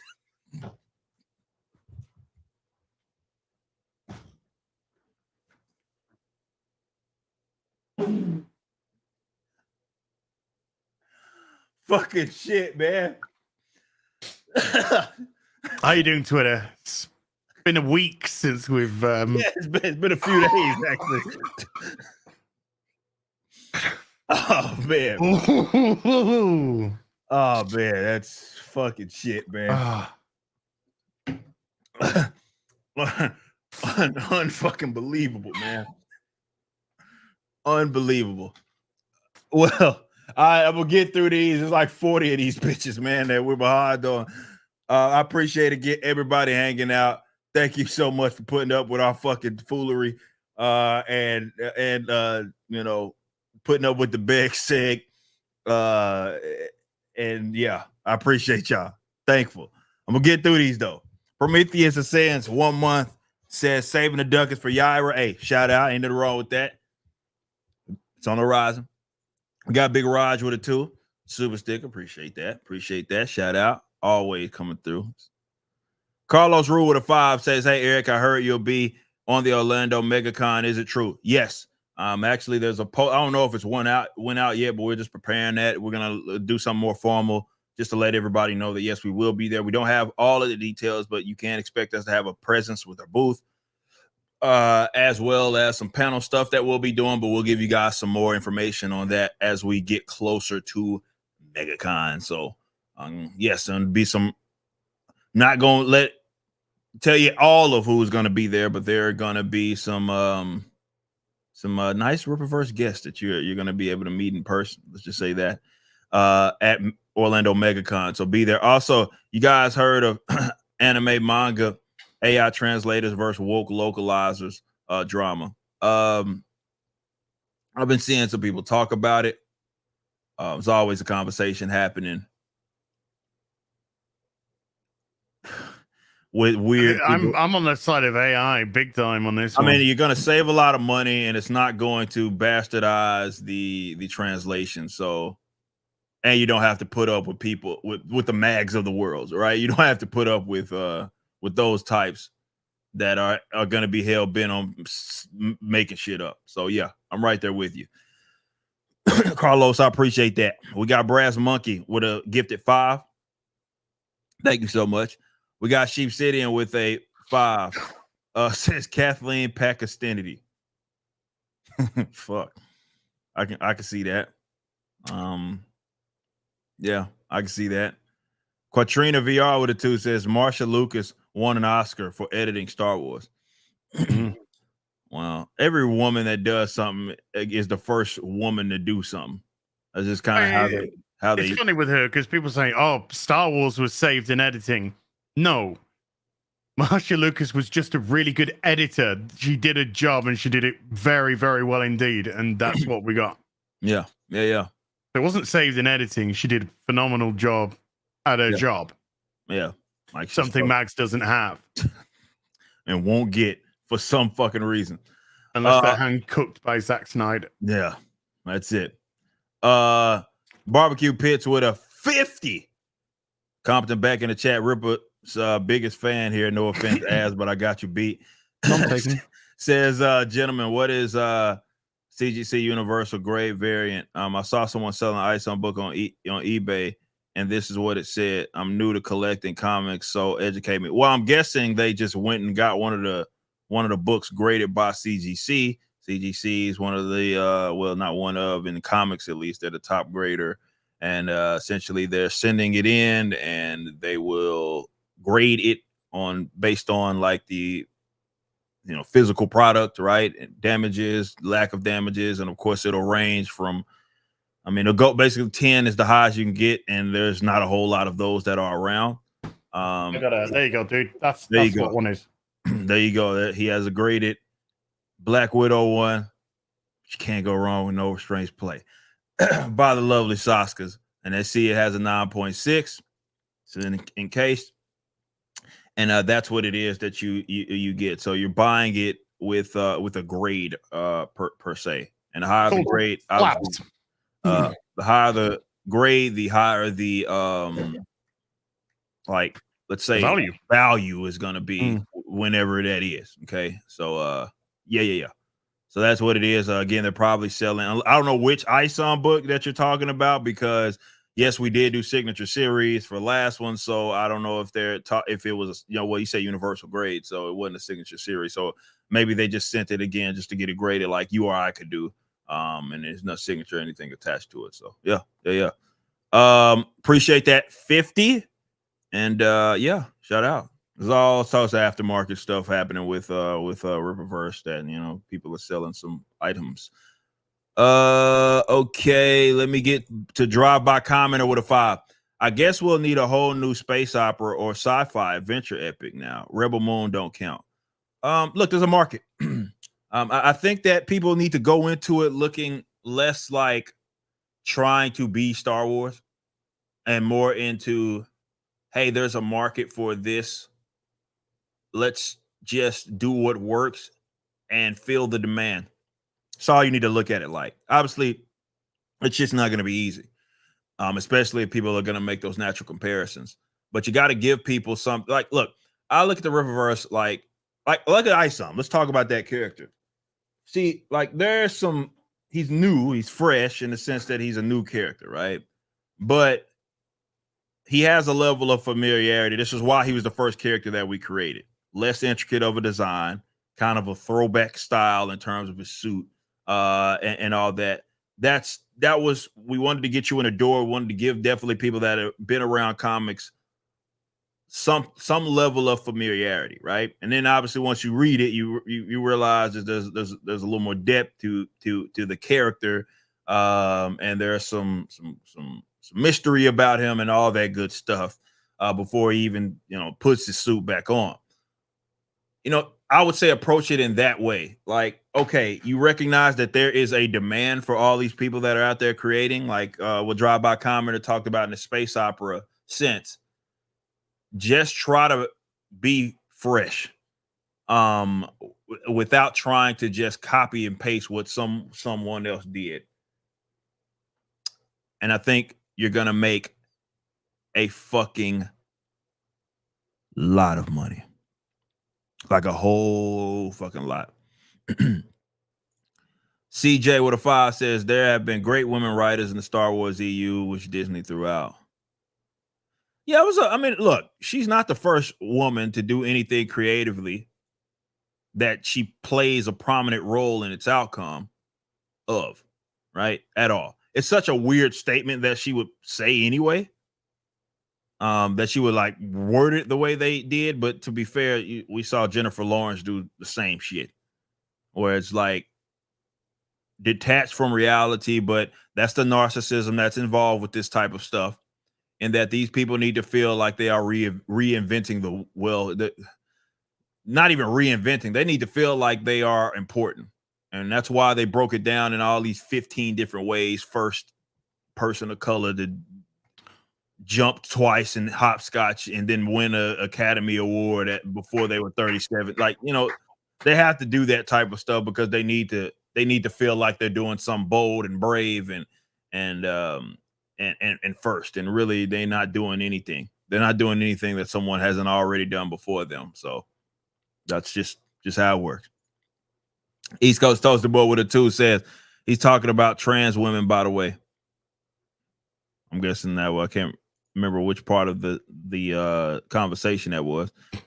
A Rhine guy with a 5. In all fairness, we're talking about getting a fucking job, you lazy bum. But yeah, okay, yeah, true. I have been through your history as 2024. Yeah. The Beast with a 10 says, because I missed Sunday and you both have part in this journey, 240 days, no energy drink, shout out. Days, no smokes, vape. 125 days, no soda, sugar, snacks. Let's be great in 24. Remain blessed, brother. Speaking of that, so awesome. I'm not Well done, telling man. you to take this because I'm not. These guys ain't paying me enough. They ain't paying me shit, to be honest, to say this. But I stumbled across this thing, right? And it's called Update. And what it is no calories, obviously no sugar, and there's no caffeine in it either. Oh, okay. So what they did is, like, there's a component of caffeine that they basically extracted from it, right? And that's what they made this based on. And yeah, so if you're into something that gives you just a little bit of energy, this may be an option, or you can just do your thing. Because I kick caffeine. I mean, I do this shit all the time. I like drink a little bit of it, and then I go 3 months without having the shit because I don't like the idea of feeling like I need something, right? But yeah, it's pretty good, and it seems to fucking work. But I'm trying to remember what the name of this shit, and if you want to do your own research, not the name of the drink, it's what it has. That's yes, paraxanthine. That's it. There it is. Okay. So yeah, just something to take in. Keep in mind that's really not less for the beast and more for anybody out there that's I just stumbled across this shit and it's all right. It's all right. Omega Supreme with cheese with a 5 says attention deficit disorder, off topic. But when we getting more rippers rap? Ah, fuck, I couldn't tell you. I'm retired. But you'll get more backwards, at least. So you hear me scream at the top of my lungs. I'm trying to think on the 2 music. I don't think I rap at all on any of the 2 new songs that we're sitting on. Yeah, I don't even. No, I don't. I don't think I rap at all in any of those songs. I'm just yelling and singing. So yeah. So yeah, I don't know. I couldn't tell you. I couldn't tell you. East Coast Toasty Boy with a 5 says, also, I'm pouring out one for our homie, Hill versus Babyface. He was a real one. Rest in power, brother. You will be missed. Yeah. Even though he's right here, but he's actually artificial intelligence. Yeah. Defendo 99 with a 10 Easy says, on the intelligence, okay.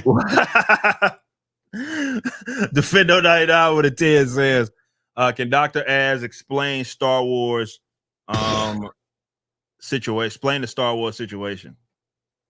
No, it's definitely a whiteboard moment. Okay, let's we got JR Carell with a 10 says, is there a difference in DEI for film and comics than there is for novels? Some of the most awarded novels of recent years completely set in an Asian setting with all Asian characters and no one cared. I look, I don't try to make sense of these retards and their activism and consistency. You shouldn't even expect that. They're gonna pick and choose their spots when they feel like more dye is necessary for their industry. And sometimes they just make it up. It's lots of times, most times it's magic, and I ain't gotta explain shit if you've seen that meme. Okay, we got Great U.S. Treasure Hunt with a 5, Pakistani, feminist, nonfiction, documentary, and short subject. Which of these descriptors fits a Star Wars film? You sound like a bigot.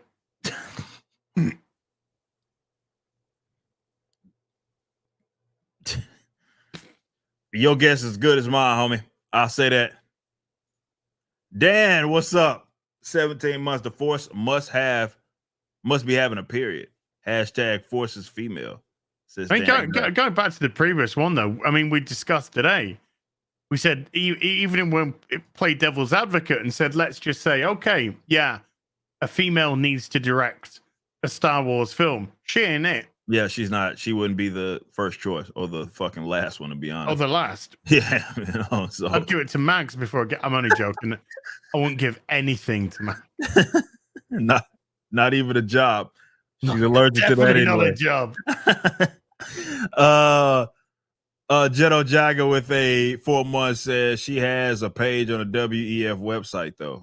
That's probably why she got the job. Then things are starting to make more sense. Yeah. As Wonky Eyebrow with nothing just became a member. Well, shout out to you. I appreciate that, homie. Appreciate all the new members, by the way. Ira Brownwich with a 5 says it's easy to be smug when you're losing someone else's money. Exactly. Well, that's the economic problem of it all, with a lot of the creators having complete disconnect from the money handlers, if you will. That's why they're so. We talked about this, I think, on last show. I talked about them being like the big companies and how, like Marvel and DC, they're basically, or Disney or Warner or Discovery, the sugar daddies of the industry. The only place that could have these substantial losses without like collapsing. But I'm reserved to say something like that because they're going in a direction that any day now, especially with Warner and the amount of debt it is that they have, would not be surprised if there is a enormous shakeup of that company.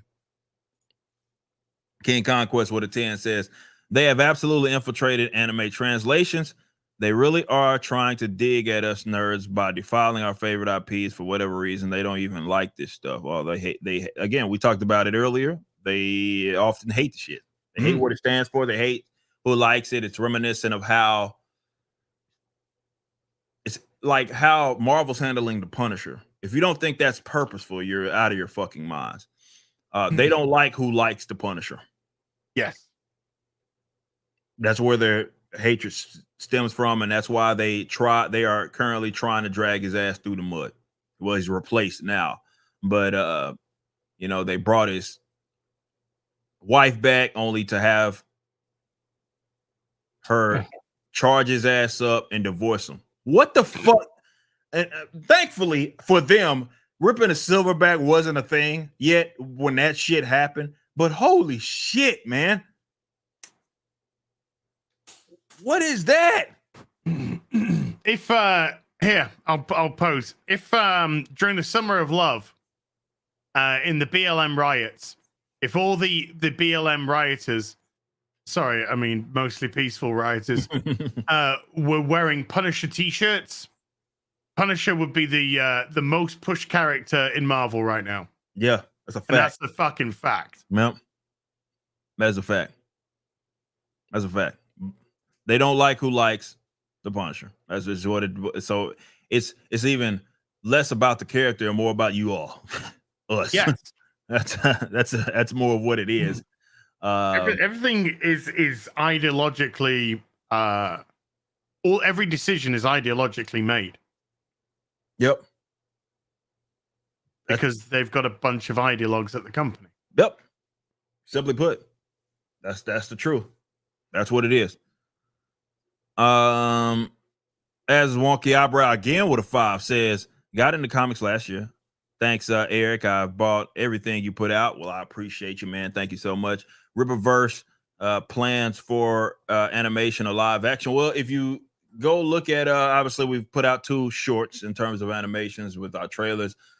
We are continuing on with Riververse Studios. You guys have made it very clear that this is something that you're very intrigued by. We are thinking, we are brainstorming, we're finding creative ways to make sure we're able to monetize that so we can get you guys some material.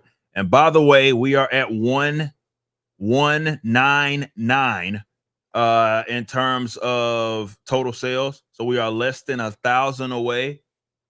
If the mods want to put the Alpha Core link in the chat, and I'm gonna post about it because I feel like we're gonna do this very, very soon. We are less than 1,000 by the away way, from I will be auditioning for the role of Isom in the live action. Okay, that's fair enough. And you can be anything. Ask Max. So I could be jobless. well, that's not what I meant quite. But you could be anything these days. So yeah, give it a shot. Give it a shot. I mean, if you mean you can do woman face. I mean, why not black? Why not both? Why not both? Right? Why not? That would be the Netflix version of Isom for sure. Why not both? Why?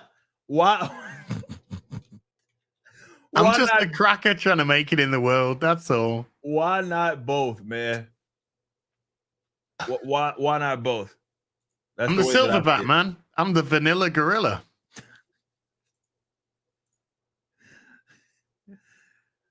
Why not both? I'm game. Appreciate that. And yes, we are working on a lot of stuff for Riververse Studios. So yeah. King Conquest with a 5 says the thing that sucks about them infiltrating anime translations is that the Japanese aren't really incentivized to care. Not their problem. Well, it's their problem in some ways. But yeah, I get it. It's again, that's where kind of the economics of it all really influences the outcome there, right? We got Larry. What's up with it too? Says one of the best conventions. Conversation, on this ever. Well, we appreciate you. Glad you are enjoying yourself. We got Biko with a 5 says, I believe the primary issue stems from copyright extensions. I had copyright protections expired over 25 years. They wouldn't be able to corrupt it. Well, it's less that and more, but I don't think that's necessarily the issue. I would say that it's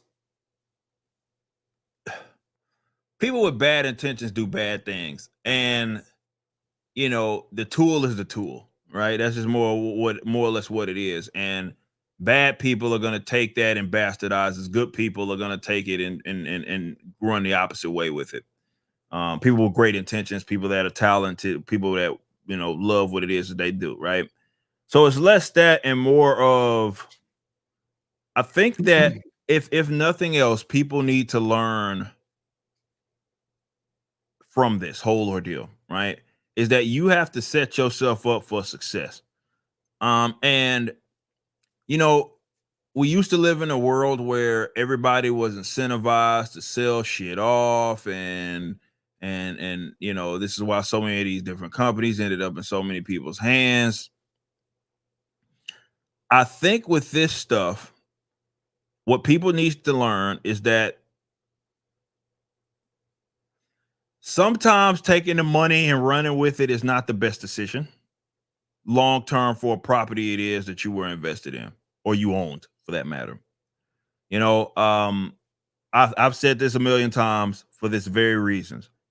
I probably turned down more money, as much money as I've made, because definitely once you're seeing success, people are going to want their hands on it, and that is going to come with its set of demands and expectations. Next thing you know, the property is nothing like what it was intended to be. Because the technological advancements that we have seen, I feel like that is not necessary. You're not going to hit a ceiling as much as I can understand or empathize with someone selling some shit off 30 years ago, 40 years ago. But now it's like, well, if you want to, you can keep going with it and it can still be under your control without much outside interference. And that way the success or failure of it is primarily determined by you. Again, that also requires a lot of discipline, because I can also imagine that there are people that have seen that would have, if you looked at some of the money that I've been faced with, some people would probably say, fuck that, I'm taking the money. Right. So it does require a lot of discipline. But if you're on to something, stick with it and see it all the way through and future proof yourself, so that it doesn't get bastardized. Because if you're a little loose with it, well, next thing you know, some external force has control over the property, and now it's unrecognizable, right? So yeah. Okay, great U.S. treasure hunt with a 5. Why can't Beggar the Beggar borrow 2K to make ends meet from Zach the hand picker Snyder? Not sure. Can I have an Not advance, sure. please? Not sure. That's a question for the jobless. Noah Face with a 5. Imagine Jack Kirby writing in the bullpen section, "Hey kids, can't make rent. Would you mind asking your dad to mail me $5 for shame?" Yeah, not a thing. 5 from Carol says, "Welcome to Young Flipper Burger, where we got a patty to flip your taste bud." Look, if it came down to that, no shame in my game. None whatsoever. Ira Browners with a 5 says, "I just learned that." I told you. Was it last week or the week before? I said one thing I want to do, like 2025, when I come over to the States, is I want to go into the warehouse you for a did. day. Yeah. I just, want to pack books for a day for people, You did say that. Yeah, that's true. Very true. Ira Browners with a 5 says, "I just learned that the actress who played America Mary was Abel Wilson from Supernatural, huh?" Are you talking about the Saskas and what they done with American Mary? Big shout out, by the way. Luis with a 10. "Aside from the alleged talent, I guarantee Visaggio has been paid very well, but is the type to order all 3 daily meals from DoorDash. So reckless with the money. I think it can be both. I think they can not be, because we do know, what was that sci-fi project or something that she like basically gave away for free? Yeah, Vagrant Queen. Yeah. Yeah, gave it away. Just gave it away. To sci-fi. So, well, we know that they're not economically business savvy. Paid for in exposure. Yeah, you got paid for it in promotion. I guess. It wasn't worth shit, I guess. But I also could believe that they're reckless with the money it is that they are getting. I think both things can be true. I think they can not be getting paid well and also be reckless with their money. And that's a dangerous combination that ends up with you begging for money on the internet every fucking month. I'll tell you this. They're not getting paid well because the industry doesn't pay well. That's true. That's very and true. And they're not getting royalties because they haven't sold shit.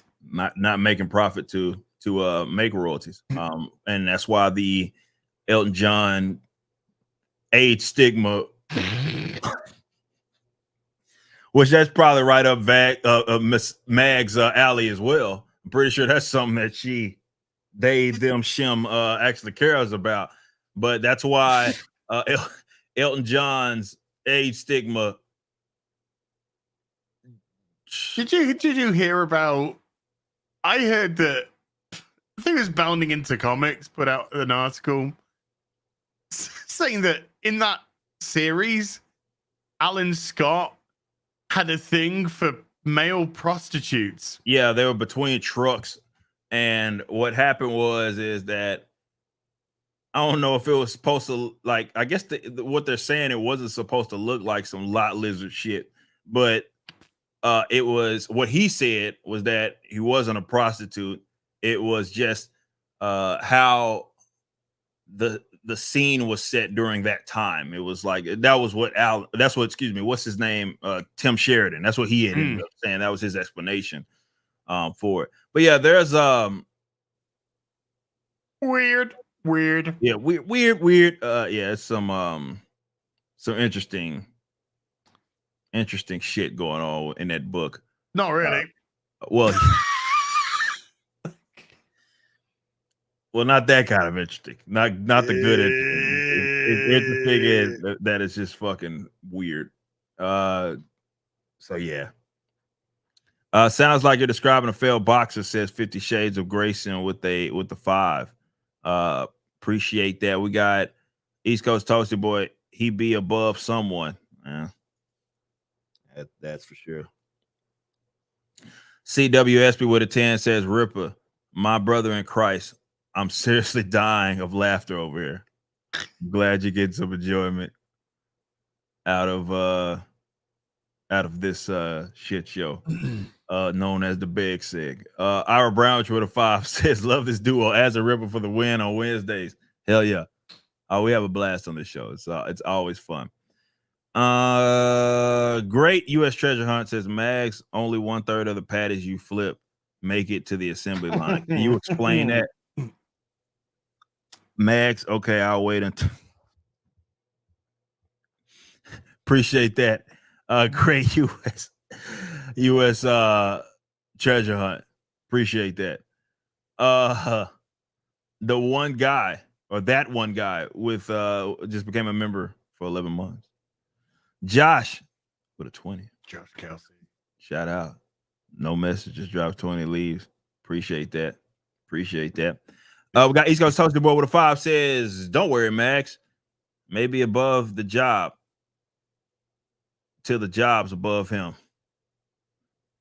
Benefit of the doubt. You're just reading out a super chat. That's what you're doing. That's it. Benefit of the doubt the first time till they see you not a woman, but a woman. It is, ma'am. Dalton Head with a 5. Appreciate that. No message. East Coast Toasty Boy with a 2 said, what was that hashtag? Sex work is work.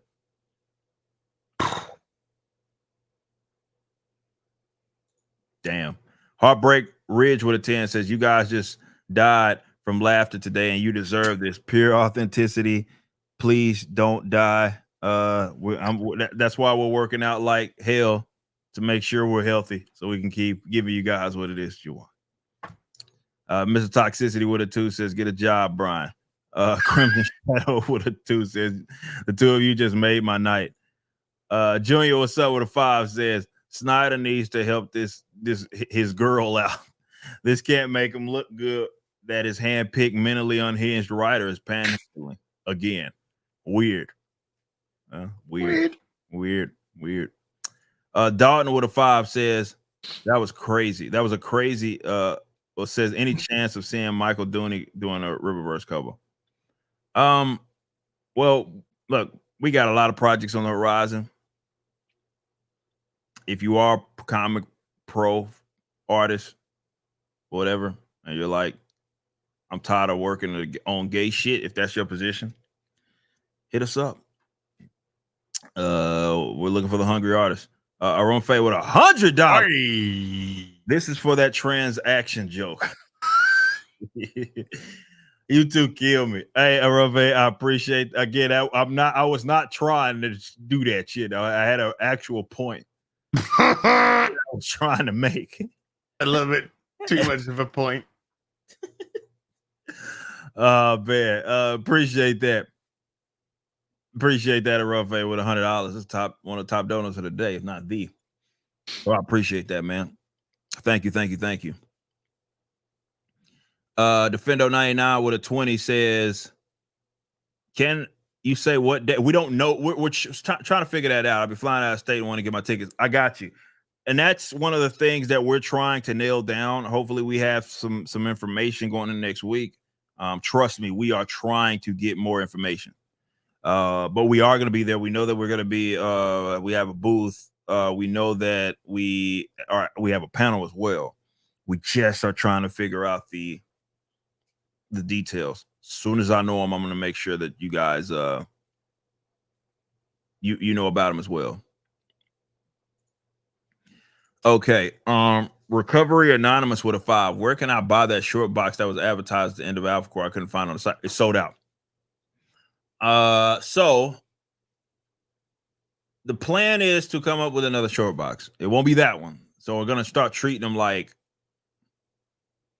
I guess, collectors items, right? So because they're good enough, like, you know, they're not. Look, there are the short boxes. I have some, the ones that are shit with the glue and shit. That's not what these are. These are very sturdy boxes that will last you just as long as your box from fucking BCW, right? So you can keep that forever, and it's functional in the sense that it actually will hold your fucking books. So we'll just come up with another one. It'll hold all the books that you bought from Mags Versace. Well, you will have no issue with that because there won't be jack shit in that box. But for sure, if you actually want to put Rippaverse books, you know, books people buy in there, you will be able to do that, and you can fill that bitch up all the way, 90 books, and just, or however many it actually is. I forget the exact number. No, it's not. I think it's 90 for the long box. Yeah, it's 50 for a short box. Yeah, it's 90 for the long box, 50 for the short. I know our books are a little bigger, but yeah, you could check it out. You can check it out. If you well, just, I don't know. I can't commit to when it's gonna be. Let me say that. But we will do another short box, and it will be limited. Same thing, and then we'll just do another one. That way, everybody that's buying a short box, you know that you're getting a special item, little special item. So I appreciate that with the 5. Okay. We also have, where am I at? Jen Zanderson with the 33 months, his last notification, and I can't super any creator. What? Is it some Google shit? Yellow Flash with a 2 says, with a 5 says, be extra careful with the CGC slabs. Now scammers have found a way to open slab and slide books in and out.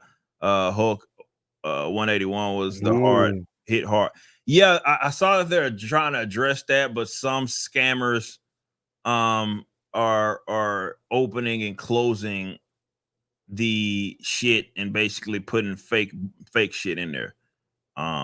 So at least, you know, if you got it from us, it's real as fuck. There's no way around that because we're the ones that are giving it to you, and we get them straight from CGC. But yeah, there was a couple of scammers, or I don't know if it's a ring or what, of just absolute dipshits. Ripper's weird hater with a 2 said, we want to like you, Ripper.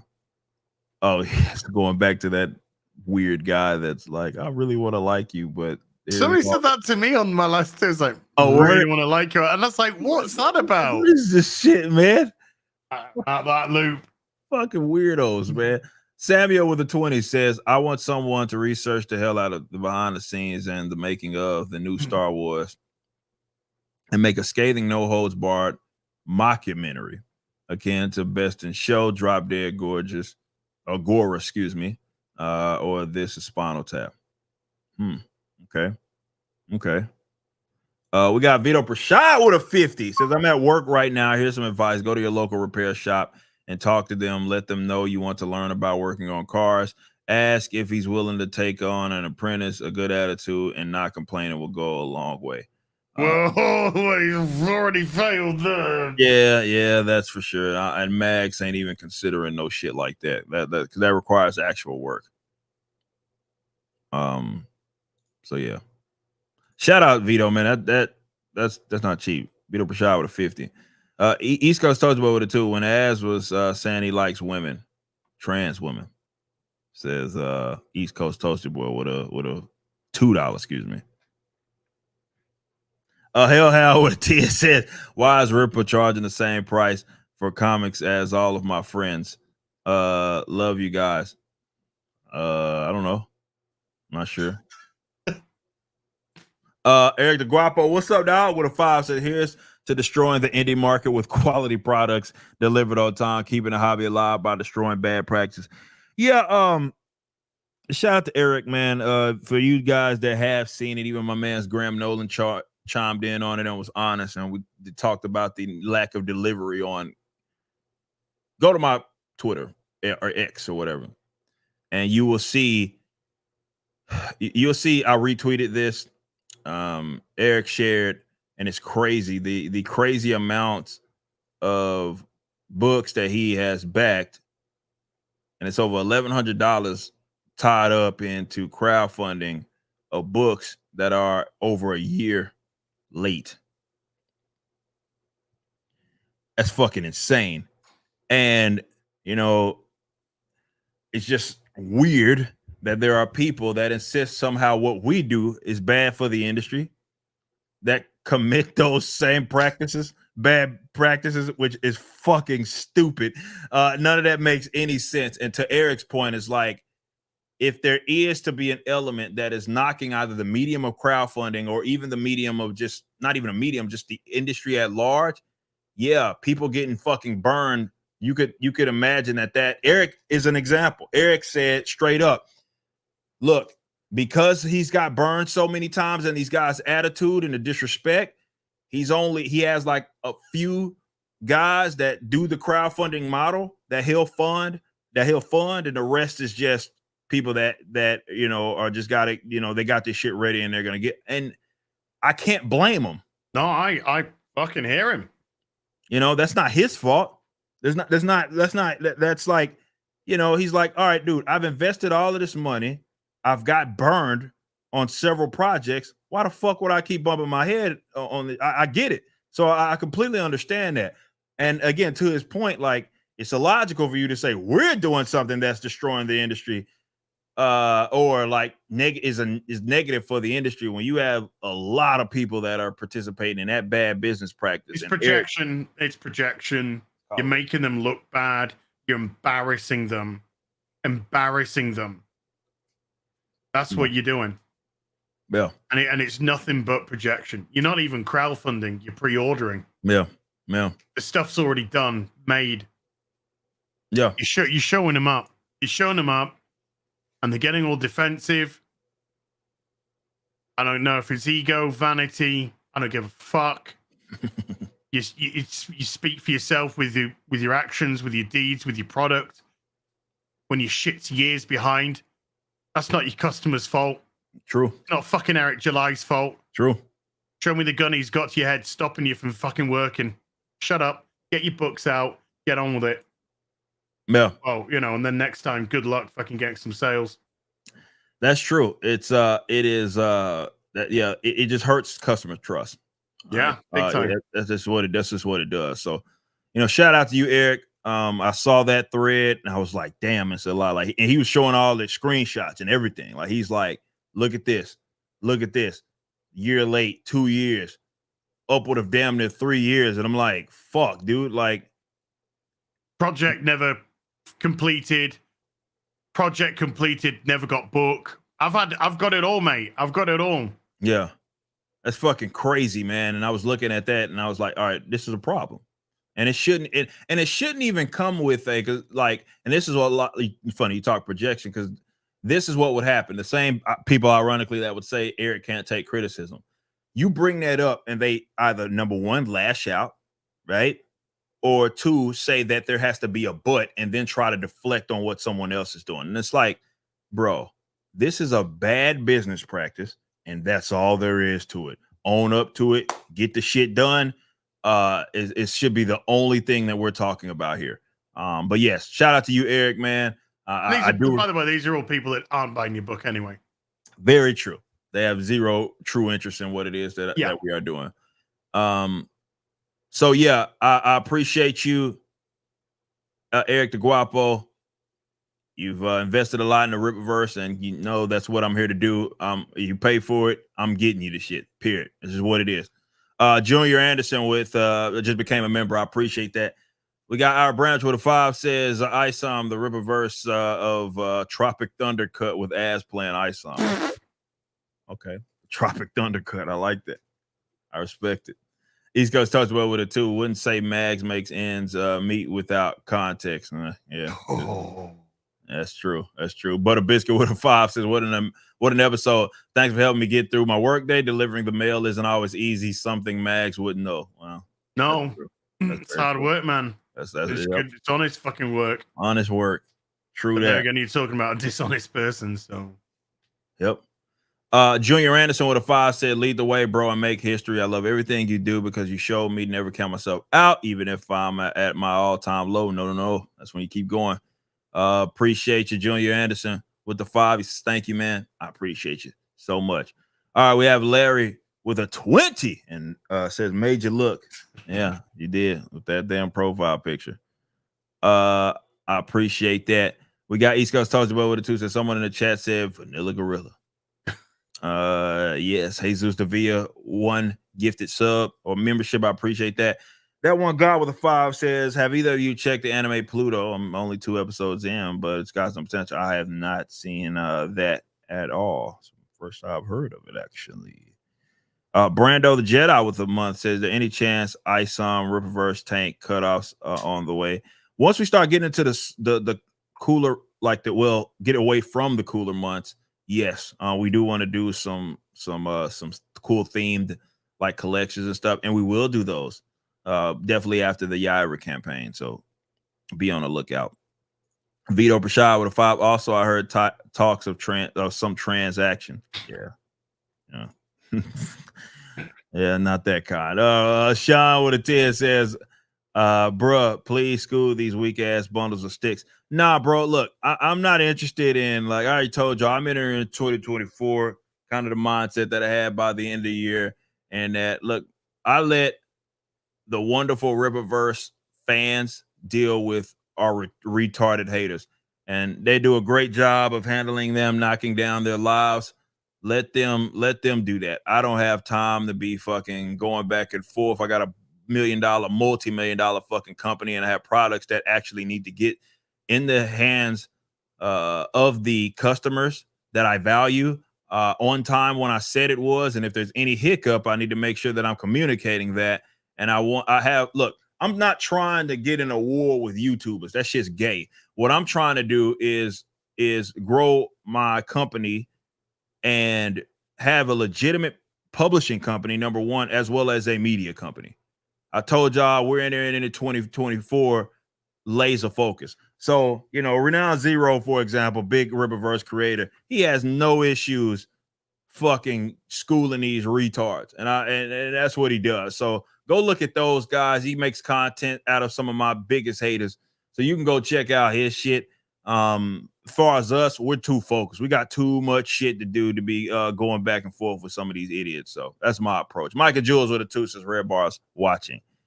Appreciate that. We got King Rokai with the 23 months. Not gonna stop trying to be great. You never stop trying to be great, because that's what it's about. And I think we are finally complete there. As far as where we're at with this, before I continue real quick, yes, we are at 199,218. Well, 1199218.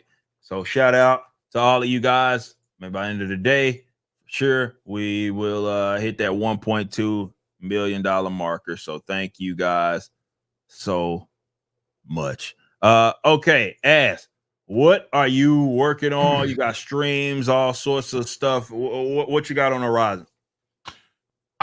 Friday, it's a little show called Friday Night Tights. Just a small one.